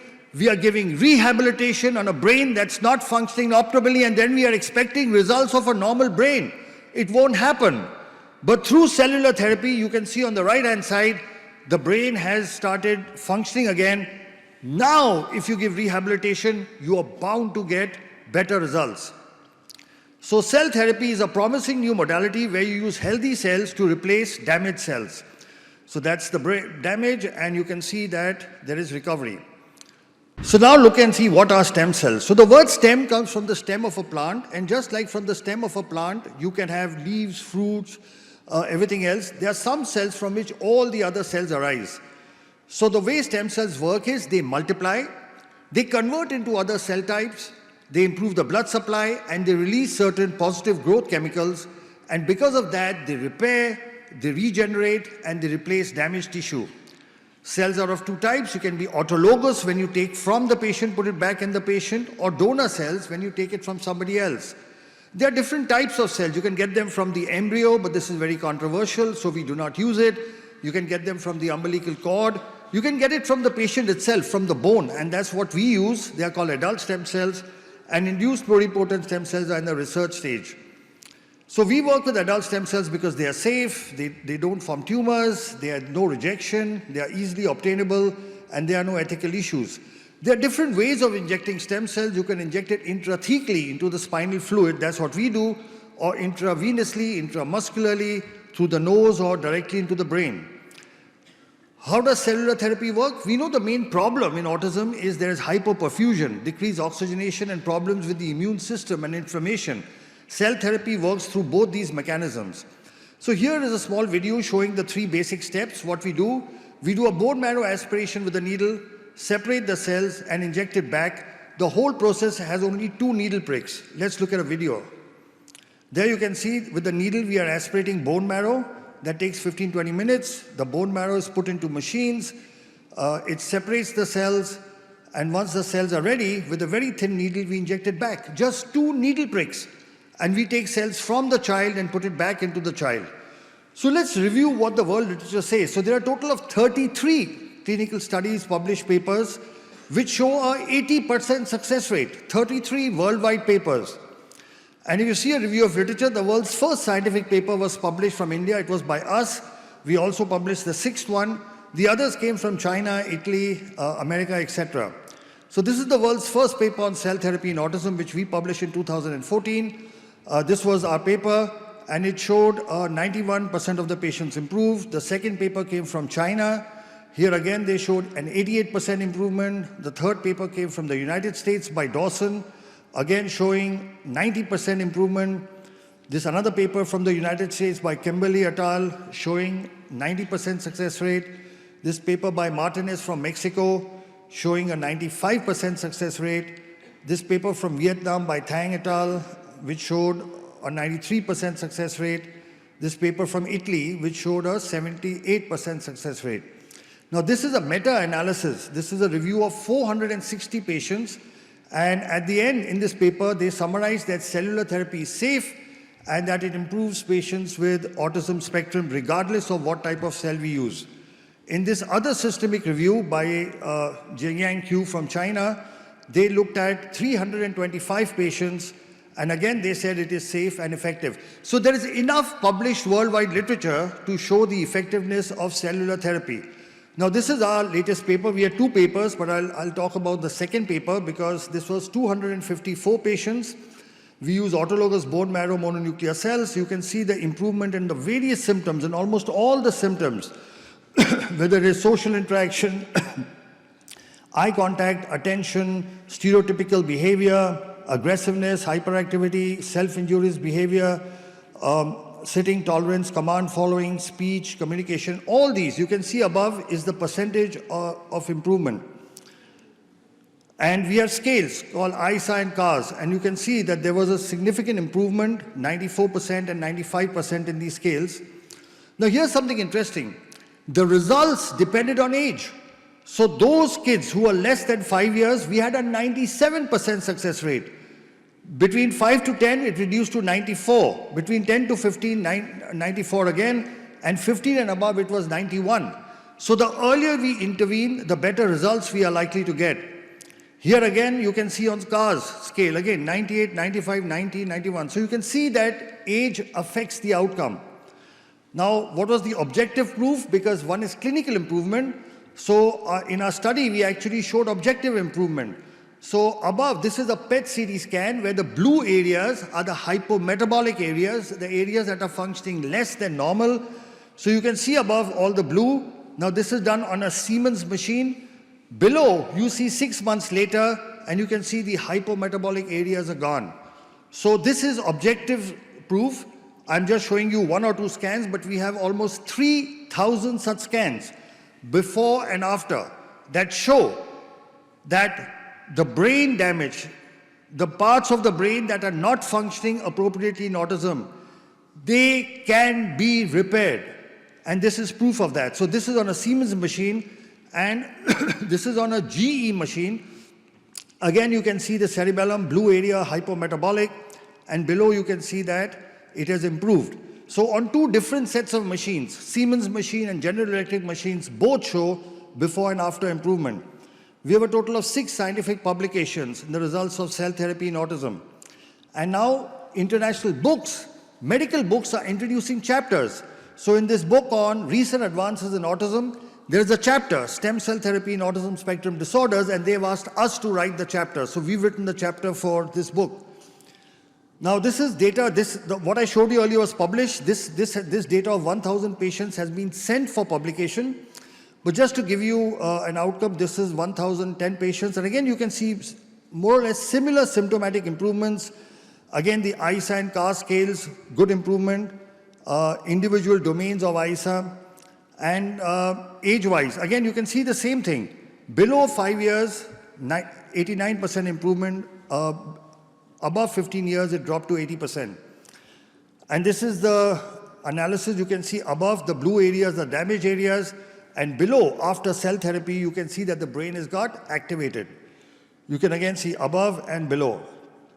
So complications. So we've had no major complications. There has been no neurological deterioration, no infection. However, one major concern is that 3% of our patients developed increased incidence of epilepsy when they already had epilepsy in the past. 10% of the patients get a spinal headache which lasts for 1 or 2 days immediately after the procedure, and there was some nausea, vomiting, local pain, etc. Now we've published this as a separate paper. People normally like to hide their adverse events. We've published a paper saying that seizures may happen as an adverse event because there is no treatment which does not have adverse events. But if you know it, you can actually manage it. So we've published this as well. Now I'll just show you a couple of videos. Just if you have little time, so yeah, we have some time. So I'll show you a couple of videos. There are three sets of patients from 3 continents. This is a child from America. Father was a cardiologist, mother is a nurse, and he's improved so much. Today, this kid is not only completely off the spectrum, this video is a little old, but he's topping in school and he's doing wonderfully well.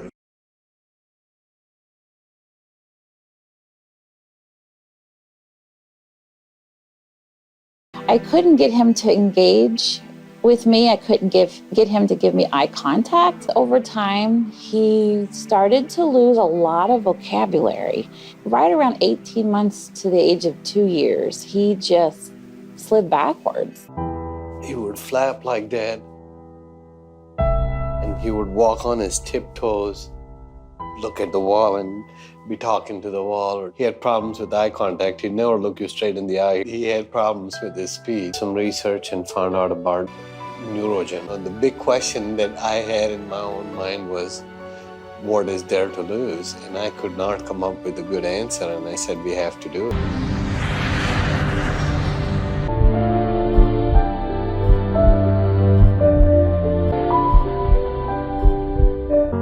We started seeing better eye contact, definitely a difference in his engagement with us, with his sibling, his mood. He was so much calmer. Now he's all about taking his own shower. I have to just prompt him to get out, but he'll wash himself and he'll put his clothes on. Saw the PET scan images.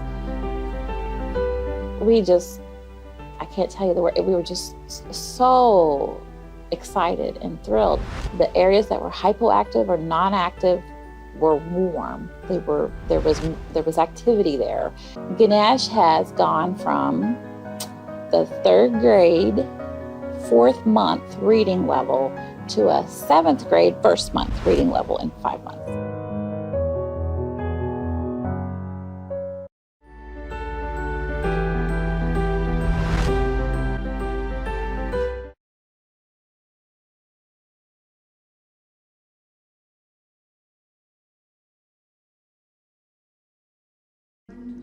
And now we have Mercy over here. We went to different doctors, we went to different hospitals, and when I brought it up, they were like, oh, no, don't worry, it's because they are boys, they are triplets, they were premature. I would be walking out and I'm like, bye, and no child is crying, no child is waving back bye. And by then, for sure, I knew that they should be doing that. The children had this behavior of disappearing. In fact, Eric disappeared 3 times in the middle of the night. The biting, the spitting, the scratching. How are we going to stop this behavior? We went to see the neurologist, and in 5 minutes, he said, these children are autistic. As parents, it was very traumatizing. First of all, we didn't understand what autistic means. So I decided to really get to read a lot about autism. I remember the first time I read about stem cell. I was like, wow, this is really good. We had a lot of questions which we asked, and we got very clear answers from Dr. Sharma. The day of the stem cell itself came. Actually, I was a bit anxious, of course, but really I didn't have fear. A bit of apprehension, anxiety, of course, as a mother, but I knew they're in good hands. We put a needle in this pelvic bone, and then we take out the bone marrow, which is the fluid inside the bone. The pure stem cells, once they are ready, a thin needle is inserted into the lower back. We inject the stem cells into the cerebrospinal fluid. It flows all the way up to the brain. Things that would have taken probably years to be accomplished in my sons, in like 8 months' time, we've really been able to come very far. Just with water.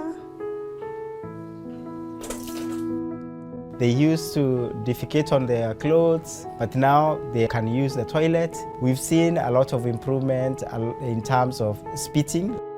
The tantrums have reduced.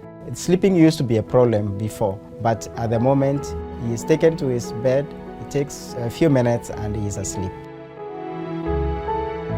You see my son's cycle. You try to make them understand what it is to pedal, and they couldn't. But after stem cell, when we arrived in Kenya the following day and we went out, and these guys could cycle.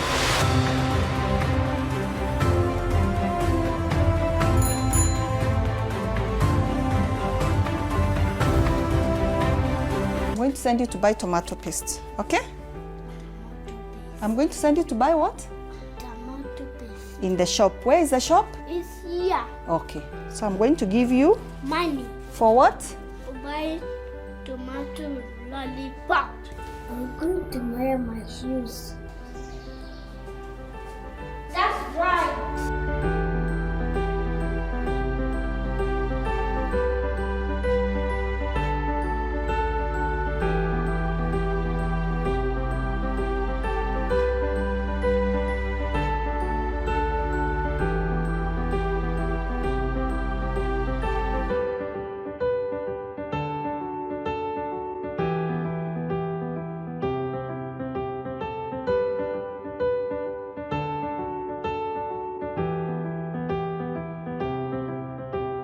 Parents ask me, so do you really think stem cell works? And I'm like,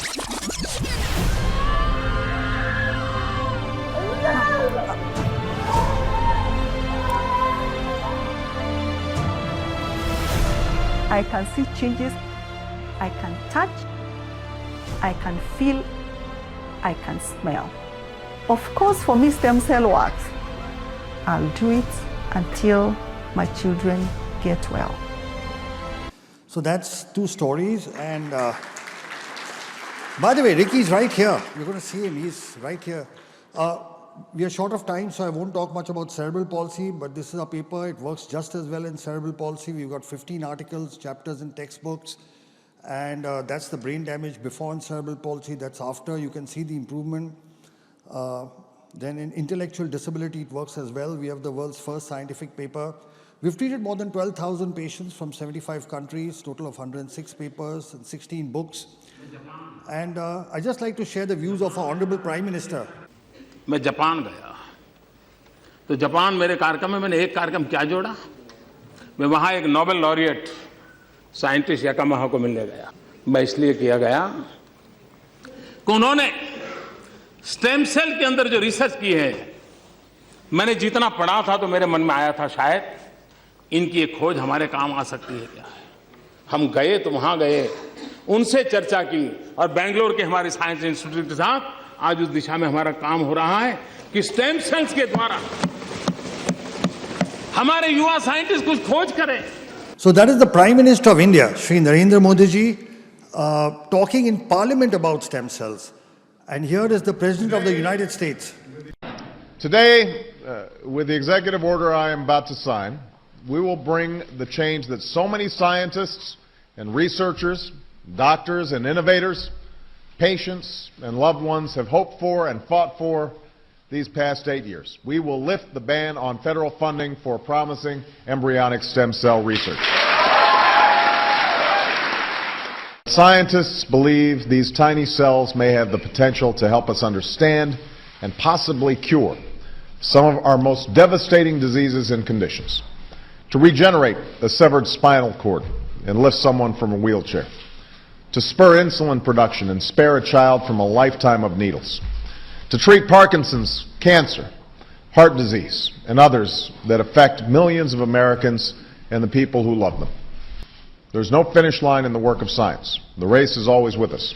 The urgent work of giving substance to hope and answering those many bedside prayers, of seeking a day when words like terminal and incurable are potentially retired from our vocabulary. So my conclusion is that adult stem cell therapy that we use may be considered a safe and effective treatment option for autism, cerebral palsy, and intellectual disability. It accelerates development, reduces disability, helps in functional recovery, and improves the quality of his life.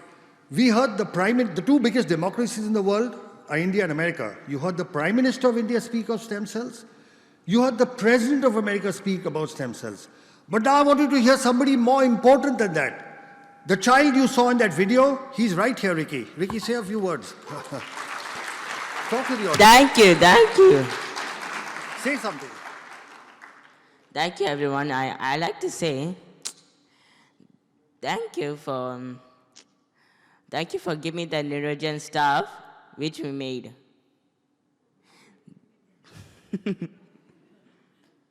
This child could not speak.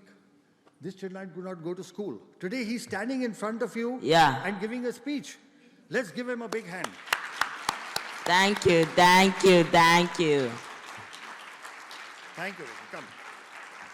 Thank you, everybody. Thank you, everybody.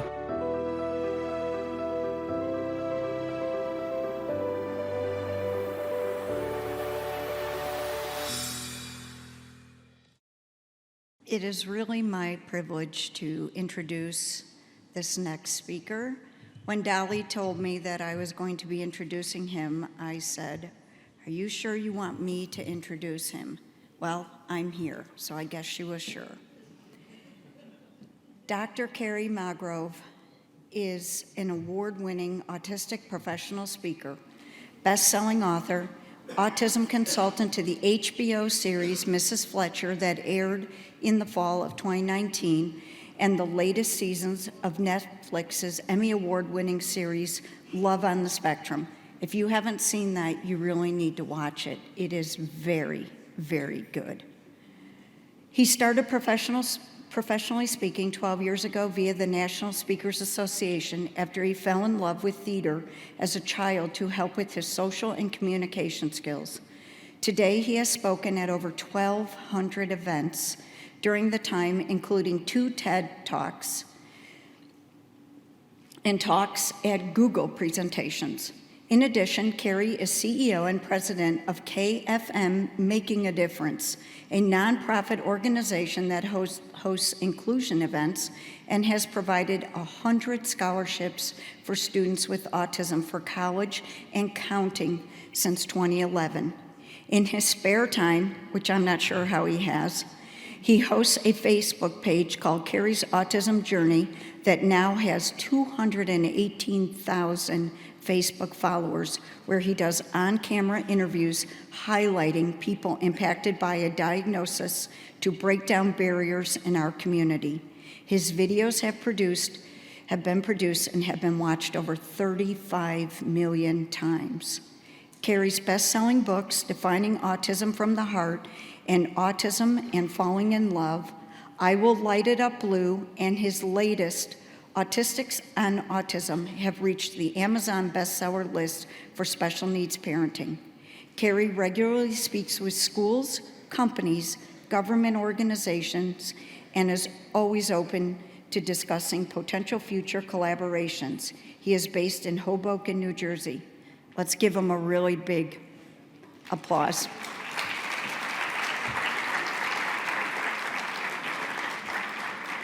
He's got a video that's supposed to be starting.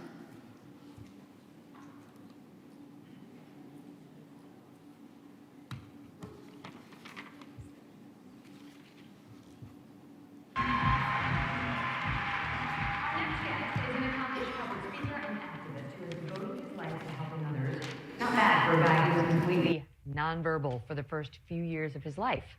But once Kerry Magro found his voice, he had a lot to say. My parents have always told me I'm special, so why am I special? And then later on, I realized that I'm even more special because I have autism.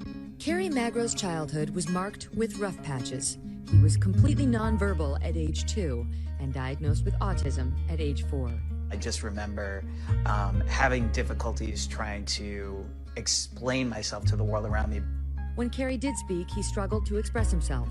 Most of my memories were simply just about that kid who wanted to communicate with the world around him, but didn't have the verbal means of actually doing that. His mother, Suzanne, remembers watching her son have a hard time adjusting to the outside world. He turned 2 and he was scared of everything. He was scared of the water, he was scared of the rain. But as the years went on, Kerry slowly began to find his words. When you can't communicate with the people you love the most in this world about even some of your basic needs, it gets really, really tough. So, but luckily, once I started talking, I never stopped talking. Wow. This is a tough one today. Cindy Hsu introduces us to an autistic man who's spreading awareness and understanding throughout the world. And his latest way of educating people about autism is by making TikTok videos.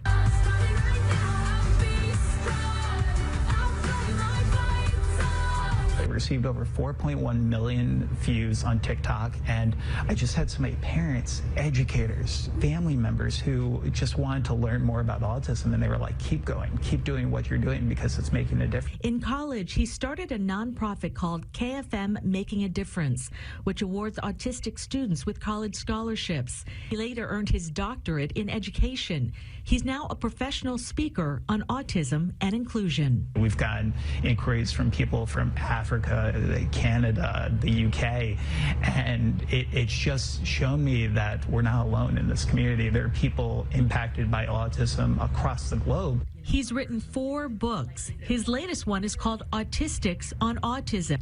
All proceeds will go to his scholarship foundation. You are going to find 100 amazing autistic adults' stories of how they were able to navigate their adolescence and ultimately succeed in their journeys. He says most publicly funded services end for autistic children when they age out of school, so that could be late teens.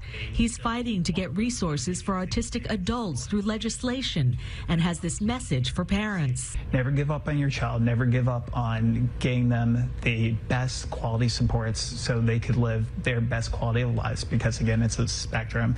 And it's really about providing those resources across the lifespan, because autistic children will grow up to be autistic adults, and we need to be ready for them.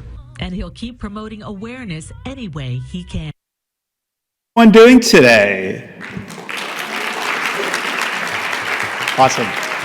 It's such a huge honor to be here with all of you speaking on a really important topic that is facing so many individuals within our community.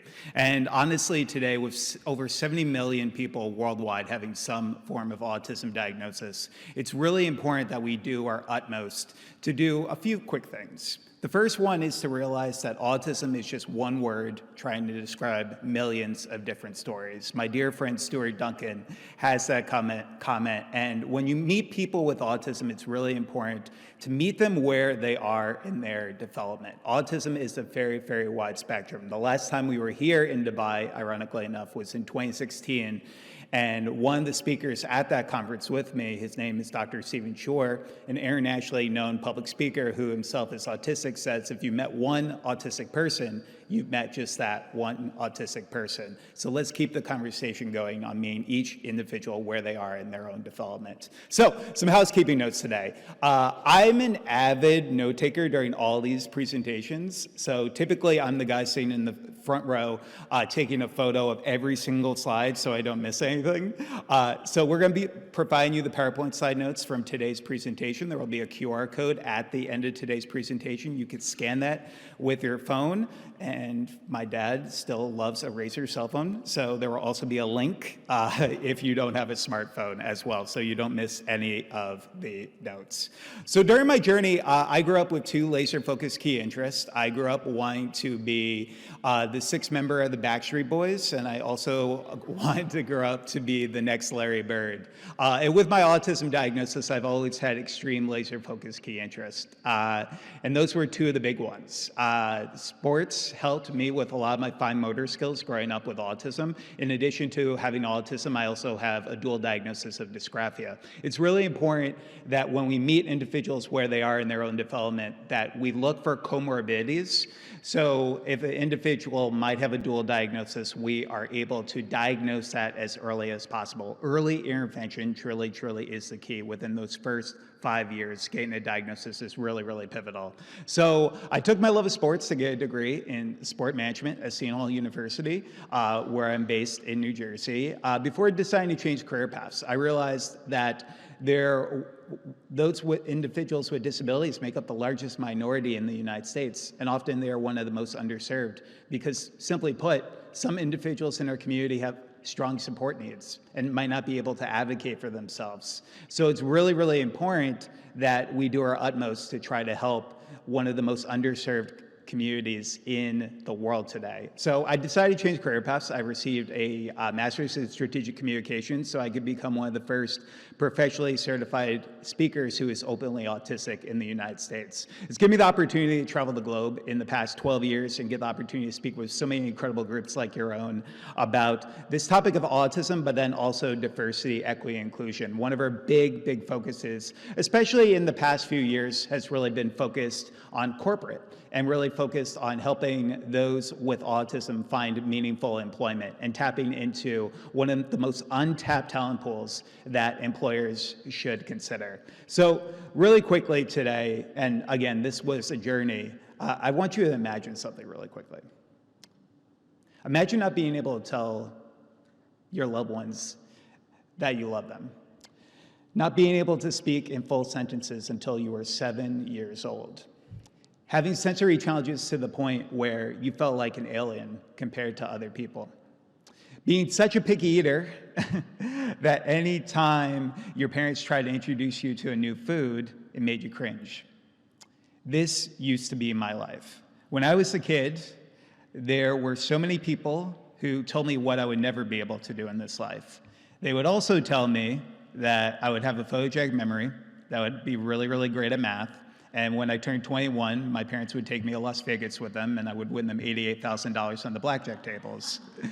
Prototypically, I was considered a Rain Man diagnosis. I was considered a savant, but I was also considered somebody who had a lot of limitations in his life. So what helped get me to where I am today speaking in front of all of you was over 15 years of occupational speech and physical therapy. There's no one-size-fits-all when it comes to our autism community. One of the first movies I ever got the opportunity to consult on was a movie from Warner Brothers called Joyful Noise, starring Queen Latifah and Dolly Parton, based on one of the characters in that film having autism. And Queen Latifah's character has a great quote in that movie where she says, "When things don't fit in a nice, pretty box, you build a bigger box." And that's what we have to do for individuals in their autism community. And my mom, love her to death, she's here with me today, had the opportunity to really create a bigger box for me, and that's why I'm here today. I love you, Mom. So, thank you. And now she's going to be blushing for the next 30 minutes, so I am so sorry for that. But she found what worked for me. She found that occupational speech and physical were integral. Using my key interest of being the sixth member of the Backstreet Boys to find music and theater therapy as an integral way of helping me with my sensory processing challenges. Also including reward systems and token systems as a way of helping me build on my self-motivation, especially when I was initially diagnosed with autism when I was 4 years old. And then also positive reinforcement practices. Telling our kids what they are good at the beginning of each day can really help provide a positive mindset for them in their academics every single day, but also their lives as well. And then also self-advocacy. It's so important in our society that we teach our kids about their diagnoses at earlier ages, because I grew up knowing I was special, but not knowing what that meant. So for years in my life, it was just me going to specialized children's hospitals and finding services and seeing kids lining up blocks and lining up their toys. And I was always like, these individuals are special just like me, but why am I special? And it was so life-changing to learn about my diagnosis. So my background today, I would say about 80% of our annual referrals are in speaking with diversity, equity, inclusion groups, employee resource groups, about tapping into this untapped talent pool. Some of the things that you should know is that those with autism, on average, are more likely to stay at a job longer. They are more likely to take less time off from work. And when we talk about the majority of reasonable accommodations, I speak to so many companies, even globally, who say, well, Kerry, I'm not sure if I could actually hire somebody who's on the autism spectrum because I think it's going to affect the bottom line. And a lot of people don't know this. The majority of reasonable accommodations cost absolutely nothing. And when they do, it's typically just an onboarding fee of around $500 to $1,000. So let's start changing the conversation. I took my love of theater when I graduated from college to really just get involved with the entertainment industry. I got to meet a wonderful man named Todd Graff, who was directing this movie called Joyful Noise. And I told him about how theater had an impact on me growing up on the autism spectrum. And he was like, Kerry, would you like to be a consultant on this film? I didn't actually know this was a job that people could get paid for. And I thought I was getting punked at the time. And I thought it was just like a practical joke that my parents kind of like threw at me from like a family friend. But within just a few days, I was working on this Hollywood film with one of the characters having autism. And we've now got an opportunity to work on a wide range of films and TV shows today that focus on autism-related characters, because representation truly, truly matters within our community, and seeing more individuals with disabilities on the screen today. I took my love of trying to support the disability community to start a 501c3 nonprofit organization called KFM Making a Difference, where we provide not only peer mentoring for individuals with developmental disabilities from the ages of 16 to 24, but we also have provided 130 scholarships for autistic students to pursue a post-secondary education in the past 9 years. And 100% of our 100 of our scholarship applicants actually wrote a chapter for our book, Autistics on Autism, where 100% of the proceeds from this book that came out last year go directly back to support our nonprofit organization. So along the way, one of my mentees, when I was just starting off my nonprofit, said to me, Kerry, how do I learn more about the autism community from people who are actually impacted by autism? And I didn't have any resources to share with him, really. So I thought to myself, why not write a book? I assumed it would sell 50 copies and be a good Christmas gift for my parents. When my first book, Defining Autism from the Heart, came out, focused on self-advocacy. But within 3 days, it became an Amazon bestseller for special need parenting. And it continued to give us a platform to discuss autism within our communities, writing books about autism in relationships, college for students with disabilities, in addition to how we look at this life after lockdown, after COVID-19, and how we could support individuals with developmental disabilities. And one of the most fun things I get to do as part of my job is I get to meet local self-advocates, and I get the opportunity to nurture their self-advocacy. We got to meet this incredible family that I wanted to highlight with all of you today, because it's a unique message that I hope more people in our community can really relate to. So we're going to play this video, and fingers crossed tech works. Yeah. You have two sisters, Rachel? Both sisters. Both sisters. JJ, what do you like to do for fun?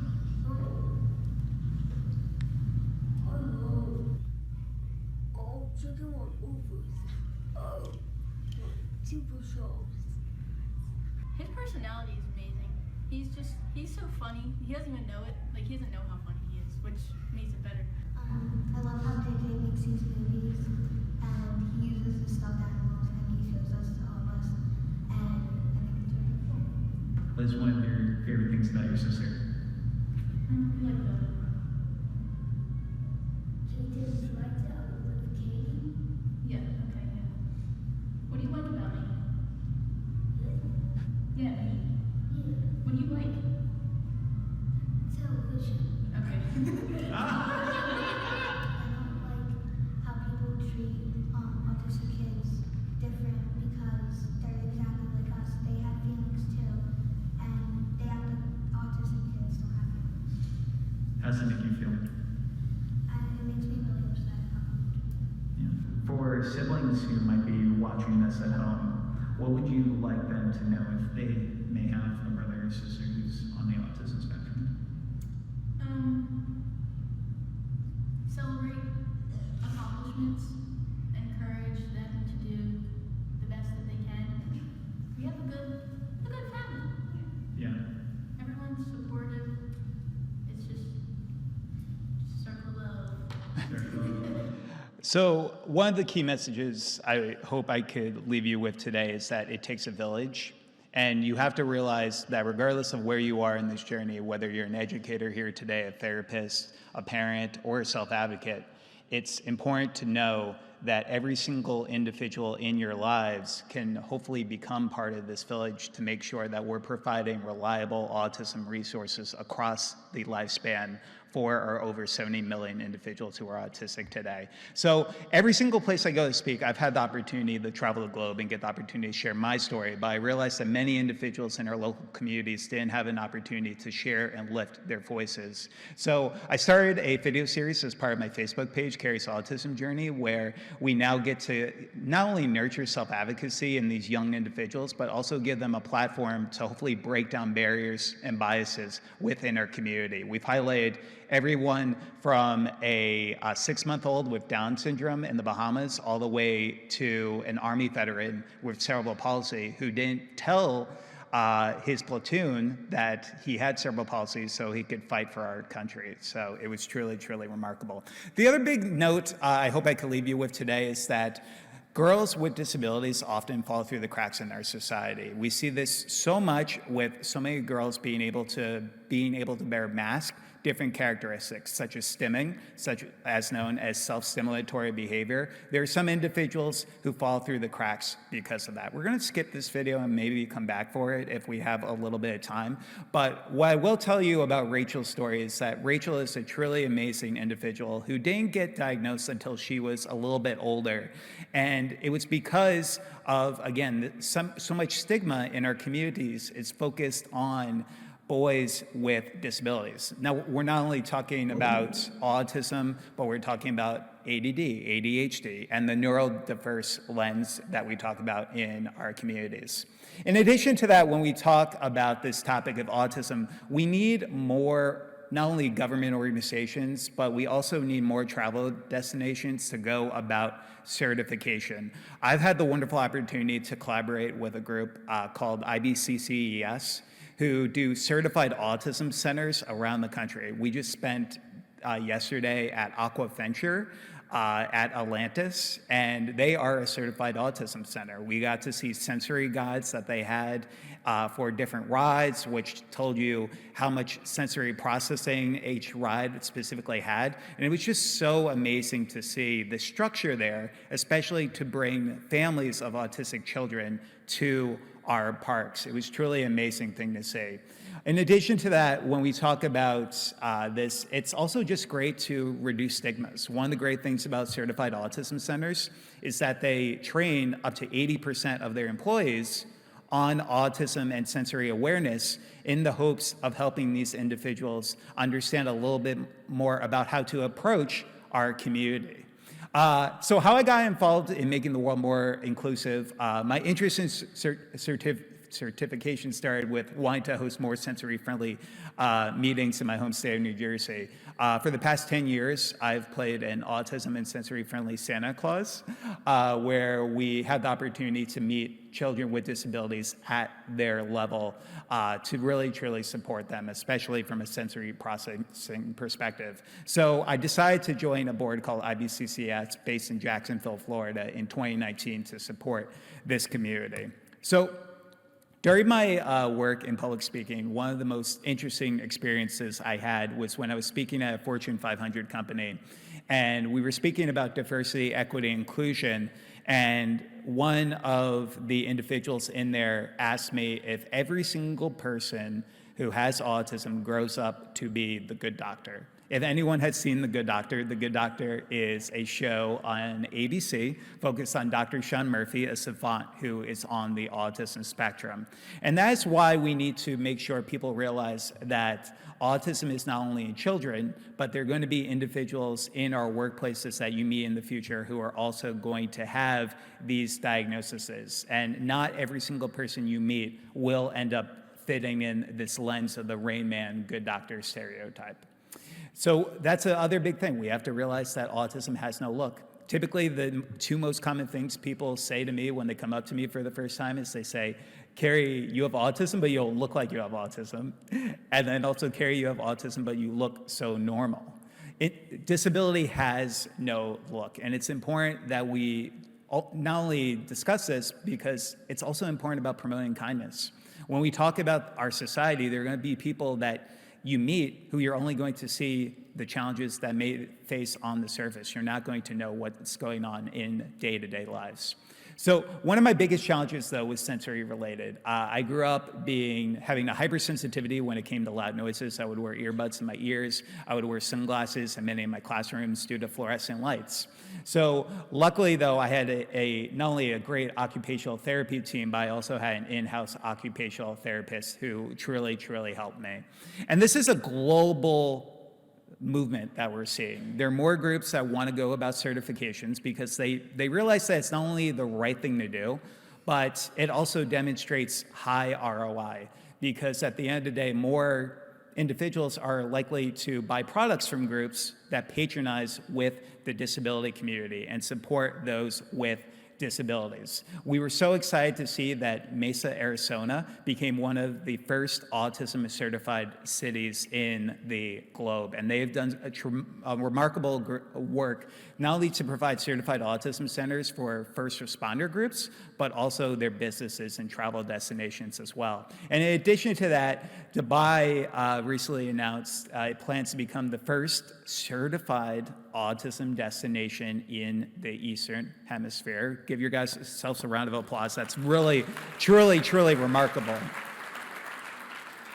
And we need more individuals like yourselves championing this cause. So we applaud Dubai for taking the necessary steps to make certifications like this possible, realizing the importance of the autism community. One of my favorite experiences I've ever had was at a certified autism center. After growing up as somebody who struggled with textural issues and having issues with water on my skin, there was always something soothing about playing with animals in the water. So I got to go to the Discovery Cove in Florida, which was at a certified autism center, and we got the opportunity to swim with dolphins. And I have terrible balance issues. I can't ride a bike for the life of me. And in the water that day, I was having some challenges because the land was very, very tough. I also have flat feet, so that didn't help the situation. So I was at Discovery Cove, and one of the best things that somebody did for me there was just showing me compassion. They not only showed me compassion in being able to just hold my hand while I was going in the water to swim with the dolphins, but they asked questions when they were unsure about something. I think some of the easiest things that could help our autism community are some of the things that just make the most common sense in the world. Continue to ask questions when you're uncertain about something, and then also pursuing competence. They pursued competence for me every single minute that I was there at that park. And that's truly why I love the idea of certifications in our local community. In addition to that, other things to consider, autism and the majority of disabilities are lifelong. While early intervention is the key, those first 5 years are pivotal, we need to realize that people don't cure themselves of having autism. We spoke in Egypt a few years ago when we were laying the pyramids of Giza blue, and I was just talking to somebody about this earlier, and one of the parents asked me if exorcisms could cure autism, and I was like, oh, wow, that's an interesting perspective I haven't heard from before. It just goes to show that the education truly needs to be there in more of our local communities, because if you don't have that personal connection, and just by a show of hands really quickly today, how many of you know of somebody who's on the autism spectrum? And if you feel comfortable, how many of you have a sibling or a family member who's on the autism spectrum? Okay. And if you feel comfortable enough, how many self-advocates are here today? Yeah, we have quite a few. It takes a village, and using your voice can truly make such an important change within our community. Another key message I hope I can leave you with today: if it isn't written down, it did not happen. Documentation is so important, especially when we look in 2023. Hearsay is something we really can't get behind anymore. We need to make sure that we're not only documenting in our workplaces, but also for our kids. I think it's important for every therapist and educator to have a journal where they can document for their child, look at short and long-term goals that they have for the individuals, but also helping the parents understand about their developmental milestones as well. And I truly believe this message right here. I think schools should truly have a mandatory class that you get credit for, where you learn more about people with diagnoses. Imagine students getting just a little education on autism, ADHD, Down syndrome, dyslexia, cerebral palsy. It could make a huge impact on understanding and acceptance. I truly believe that in that message. And that's why many individuals in our local communities are pivoting our conversations. April is also known to many of us as Autism Awareness Month, but many individuals in our community are pivoting it to Autism Awareness and Acceptance Month, realizing that it's not enough to just be aware about autism, but how can we be inclusive? So these are some great ways that we can be inclusive in our education setting today. One of the biggest things I say is that finding an individual and understanding what type of learner they are, whether they're a visual learner, whether they're an auditory learner, or whether they're a kinetic learner, where they learn by movement and moving around. Being able to, again, meet every single individual where they are. Being concise, giving choices, also considering visual timers as a way of helping individuals with transitions. Educate on stimming and flapping.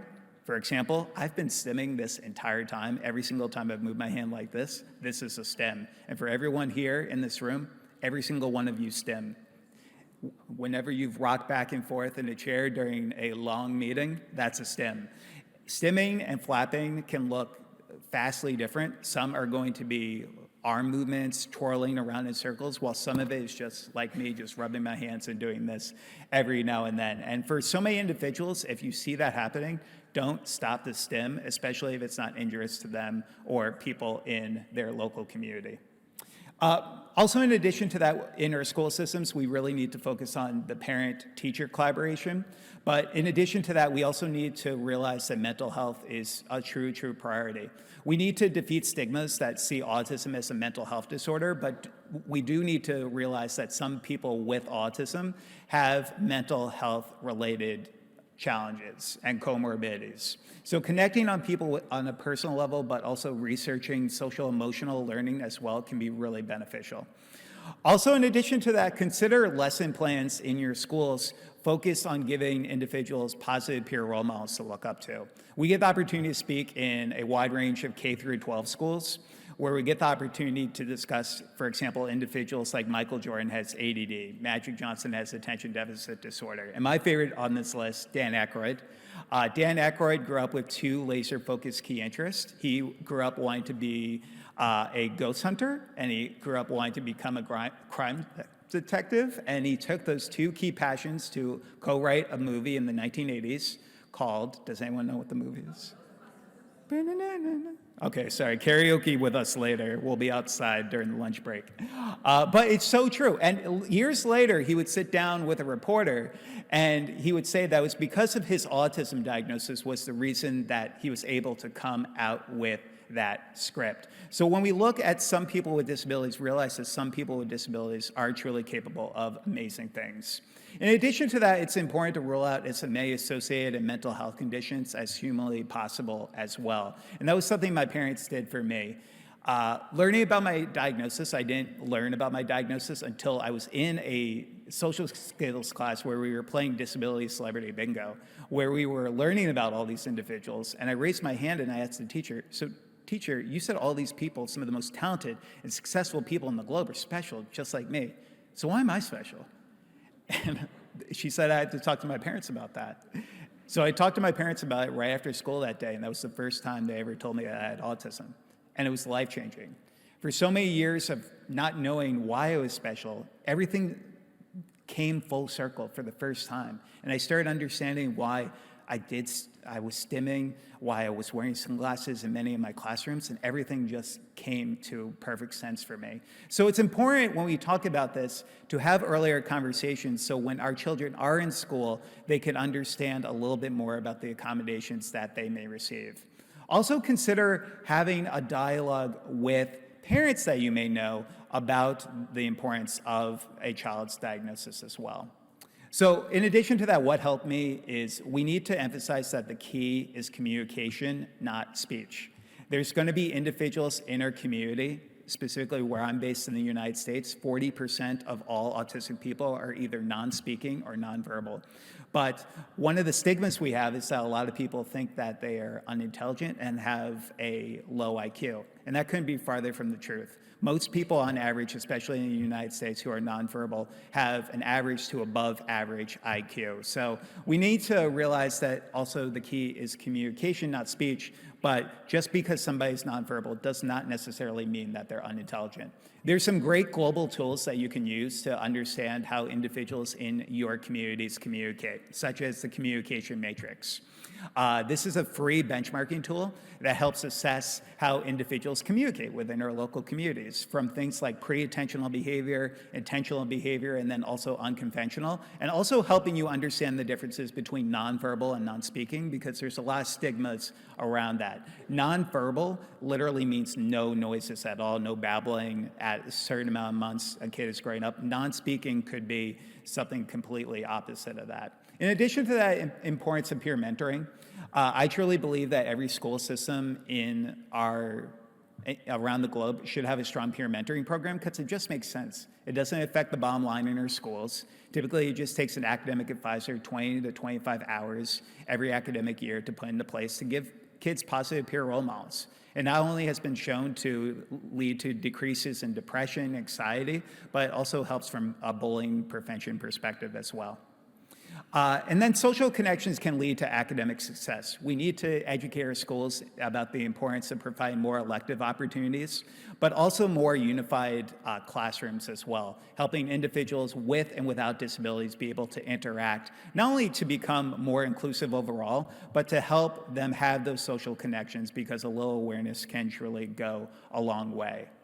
And then also considering educating around universal design for learning. Lecture style is truly, truly dying in many of our communities. So the importance of getting individuals out of their seat and engaging with them is really, really important. Hey, Mama Mags, how am I doing on time?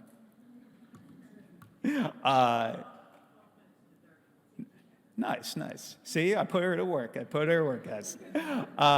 Encouraging parent involvement can also be, and she'll be blushing for the next 12 minutes too. It's amazing. I love you, Mom. I love you. Encouraging parent involvement is really key as well. I did my dissertation. I got my doctorate in education at New Jersey City University, so I could become an adjunct professor while I continue my full-time job public speaking.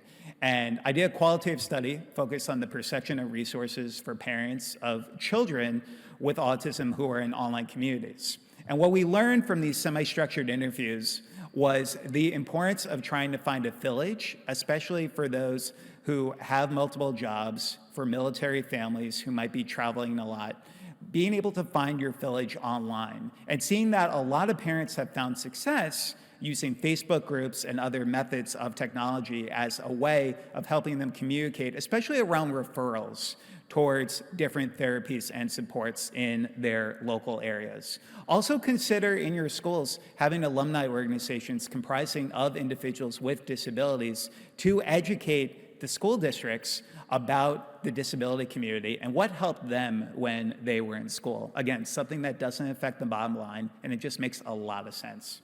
In addition to that, creating home safety zones, one of the things that we've loved about the certified autism centers we've seen here in Dubai is that each one of them has a quiet zone or a quiet space.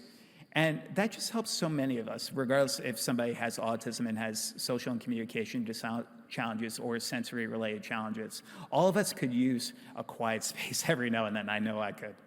And then also considering how we look at visuals, especially for non-speaking individuals, I definitely recommend, especially in local parks that you know, considering advocating with your local governments to look at instituting communication boards as a way of helping individuals who are non-speaking communicate with those who are verbal. PECS boards, also known as Picture Exchange Communication Systems, are something that has truly been very, very helpful for many individuals within our autism community. In addition to that, we need more inclusive events in our classrooms. And I wanted to share a quick video with all of you so you could get a little sense of one of the things that we're doing to try to be more inclusive for the world. Please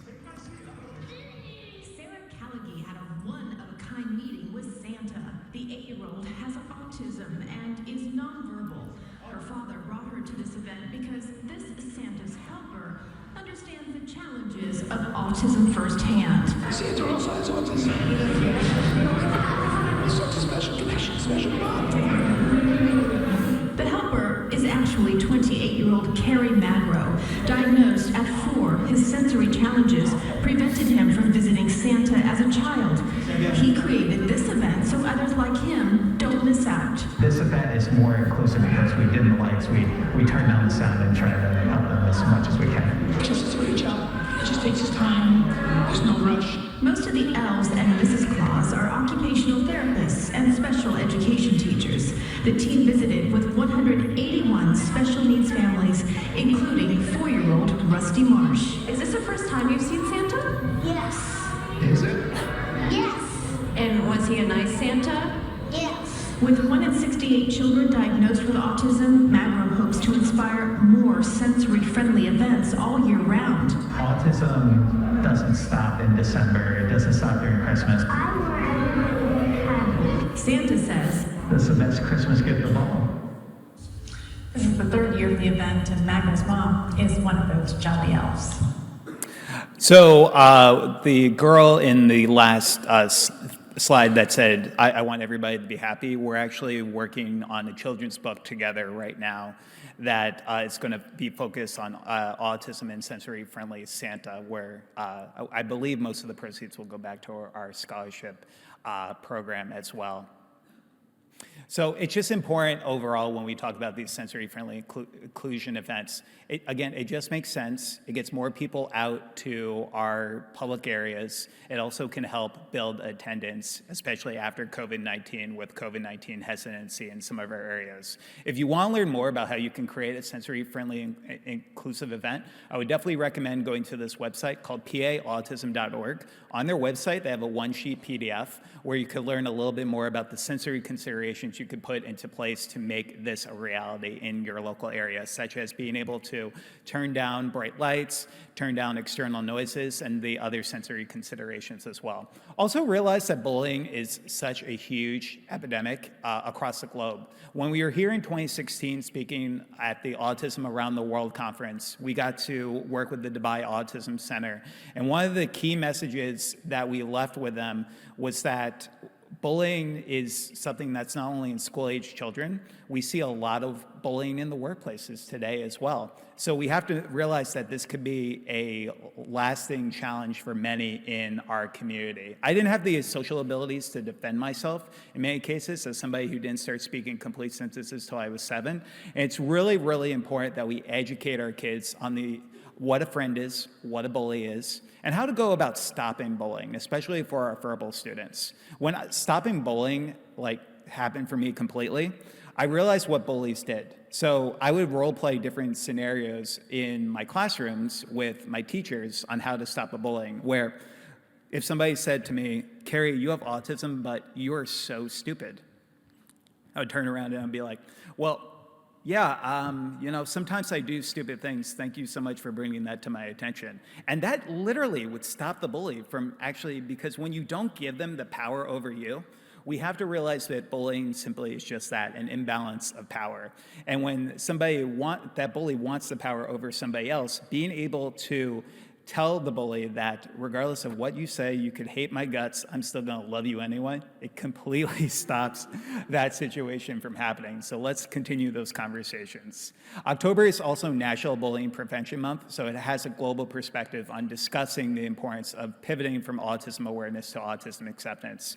There's also going to be individuals in your community who would prefer to be called an autistic individual versus a person with autism. That's really, really important to understand. There's some individuals, especially in our autism and deaf communities, who find validation in their diagnoses. So in addition to that, when you look at things like low functioning and high functioning, it's really, really important to understand that I could speak in front of a room of 300 people like today and be considered quote unquote high functioning. But people don't see the struggles that I'm probably going to have to deal with tomorrow, recharging my batteries because of being able to speak, hearing the speakers and the loud noises going on. And during that time, I would not be considered, quote unquote, high functioning. So when you think about this, consider support needs, those who might have high support needs versus low support needs. And like so many of our speakers have already mentioned, just calling the individual by their name and explaining a little bit more about their strengths and associated challenges.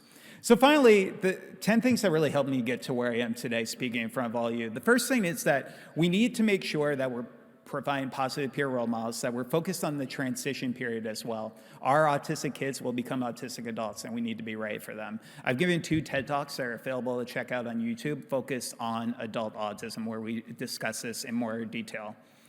Role-playing, it just helps everyone. It helps build a structure, not only in terms of mock interviews, dating scenarios, but also helping build on social skills as well.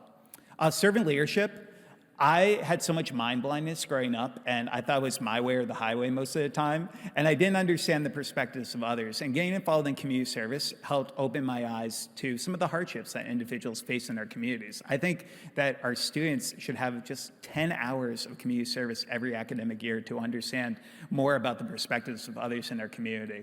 Learning from other self-advocates, you obviously got to hear from Dr. Temple Grandin. She is phenomenal this morning.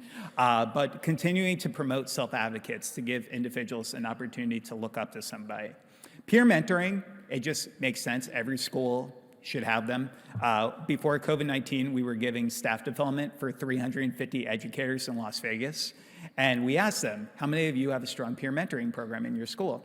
And only 3 out of the 350 raised their hands. And I was stunned. This doesn't affect the bottom line, and it's just the right thing to do. Like Queen Latifah's character says, create a bigger box. So when it comes to therapy, you have to meet each individual where they are. But I've seen positive benefits of cognitive behavioral therapy as a way of helping individuals go towards positive thoughts who might have negative thoughts and challenging behaviors.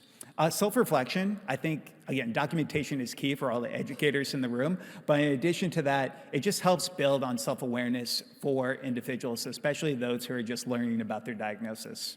Physical activity, as we learn more about the brain, we're also realizing that just 30 minutes of walking a day has benefits on short-term and long-term retention, while also helping with positive endorphins.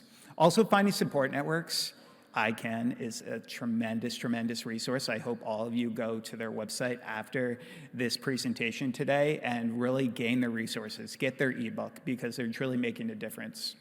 And then also writing a blog, because your voice has true power within our community, and it's upon all of us.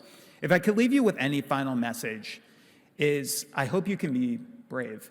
I grew up being the kid who never wanted to tell anybody about my autism diagnosis because I was worried how everybody would feel when they heard that I had autism for the first time. And now today I go into the companies and they say to me, Kerry, I want to do professional development on autism, and I want to have you speak in my conferences, but I'm not brave enough to kind of talk about autism because it's such a sensitive topic. And with the numbers continuing to increase, not only where I'm from in the US, where it's 1 in 36, but globally, I want every single one of you in this room to be brave, because it's about our community and it's about supporting these individuals across the lifespan. So I like to say that autism can't define me, and I define autism. And I can only hope that regardless of any single journey that any of you have in this life, that you can go out there and you can define your lives and your journeys in the way that you best see it every single day. And if you need any help getting started in these conversations, please stay in touch. Thank you all so much for having me here today.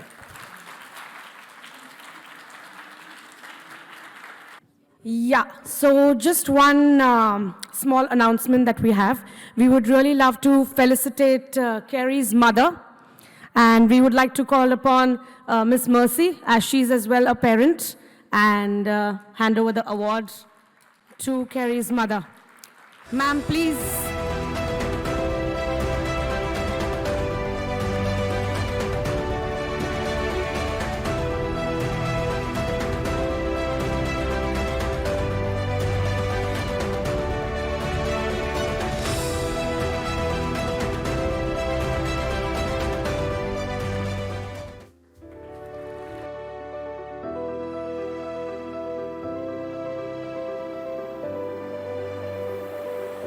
Now, it's a true honor to call Dr. Nadia Al-Saig on stage. She's our chief guest.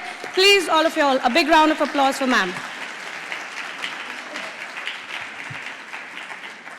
She's the founder and Director General of Senses Residential and Daycare for Special Needs. We would really like to felicitate ma'am, as Senses has been the strategic partner for ICAN.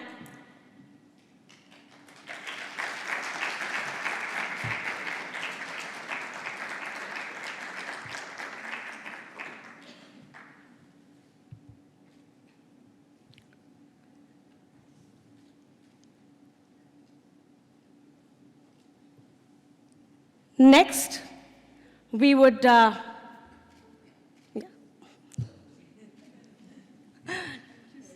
social media. Yeah.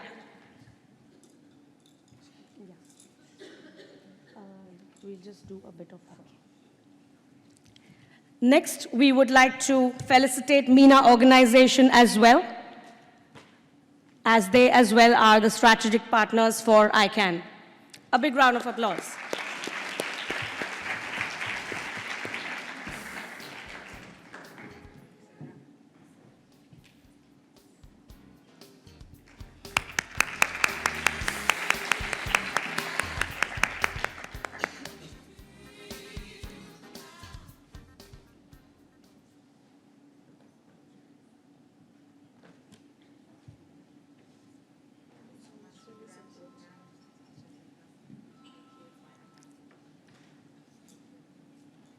Thank you so much. And now we would like to felicitate Farhan Shahid, who is from Senses and has been helping us with the entire organization of ICAN.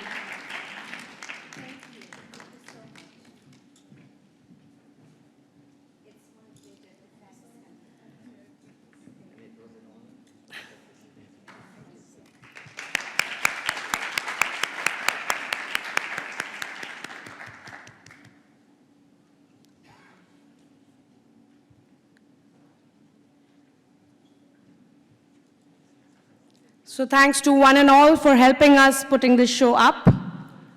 Okay, now I would like to invite Dr. Nadia to say a few words. Yes, ma'am.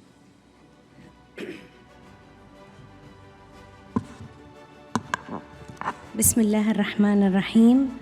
والصلاة والسلام على خير الأنام محمد المصطفى وعلى آله وصحبه أجمعين. Good morning everyone, and I would like to welcome the International Conference for Autism and Neurodevelopmental Disorder ICAN Dubai 2023. It's a great honor to be a part of this event, and hope we come down with this conference with the best practice to the region and share knowledge to the latest trends on autism and neurodevelopmental disorder. And really, I would like to take the opportunity to thank you all, thank the speakers and the partners of this conference, and especially the audience for your participation. Thank you so much. Thank you.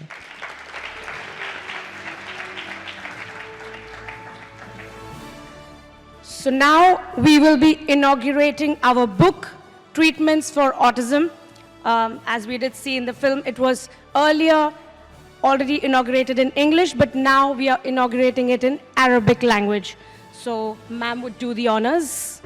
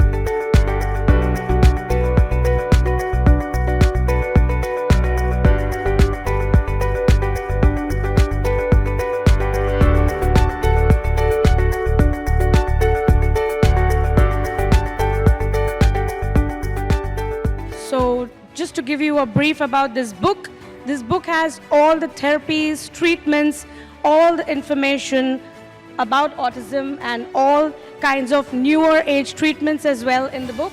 You can have a copy online on our website.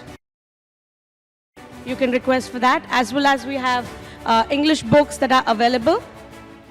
So you can just send us an email on our website. Just log on to www.autismconnect.com and you can just subscribe for the book and you will be able to get one. Thank you so much, everyone. I would really be very thankful to all of you. Thank you so much.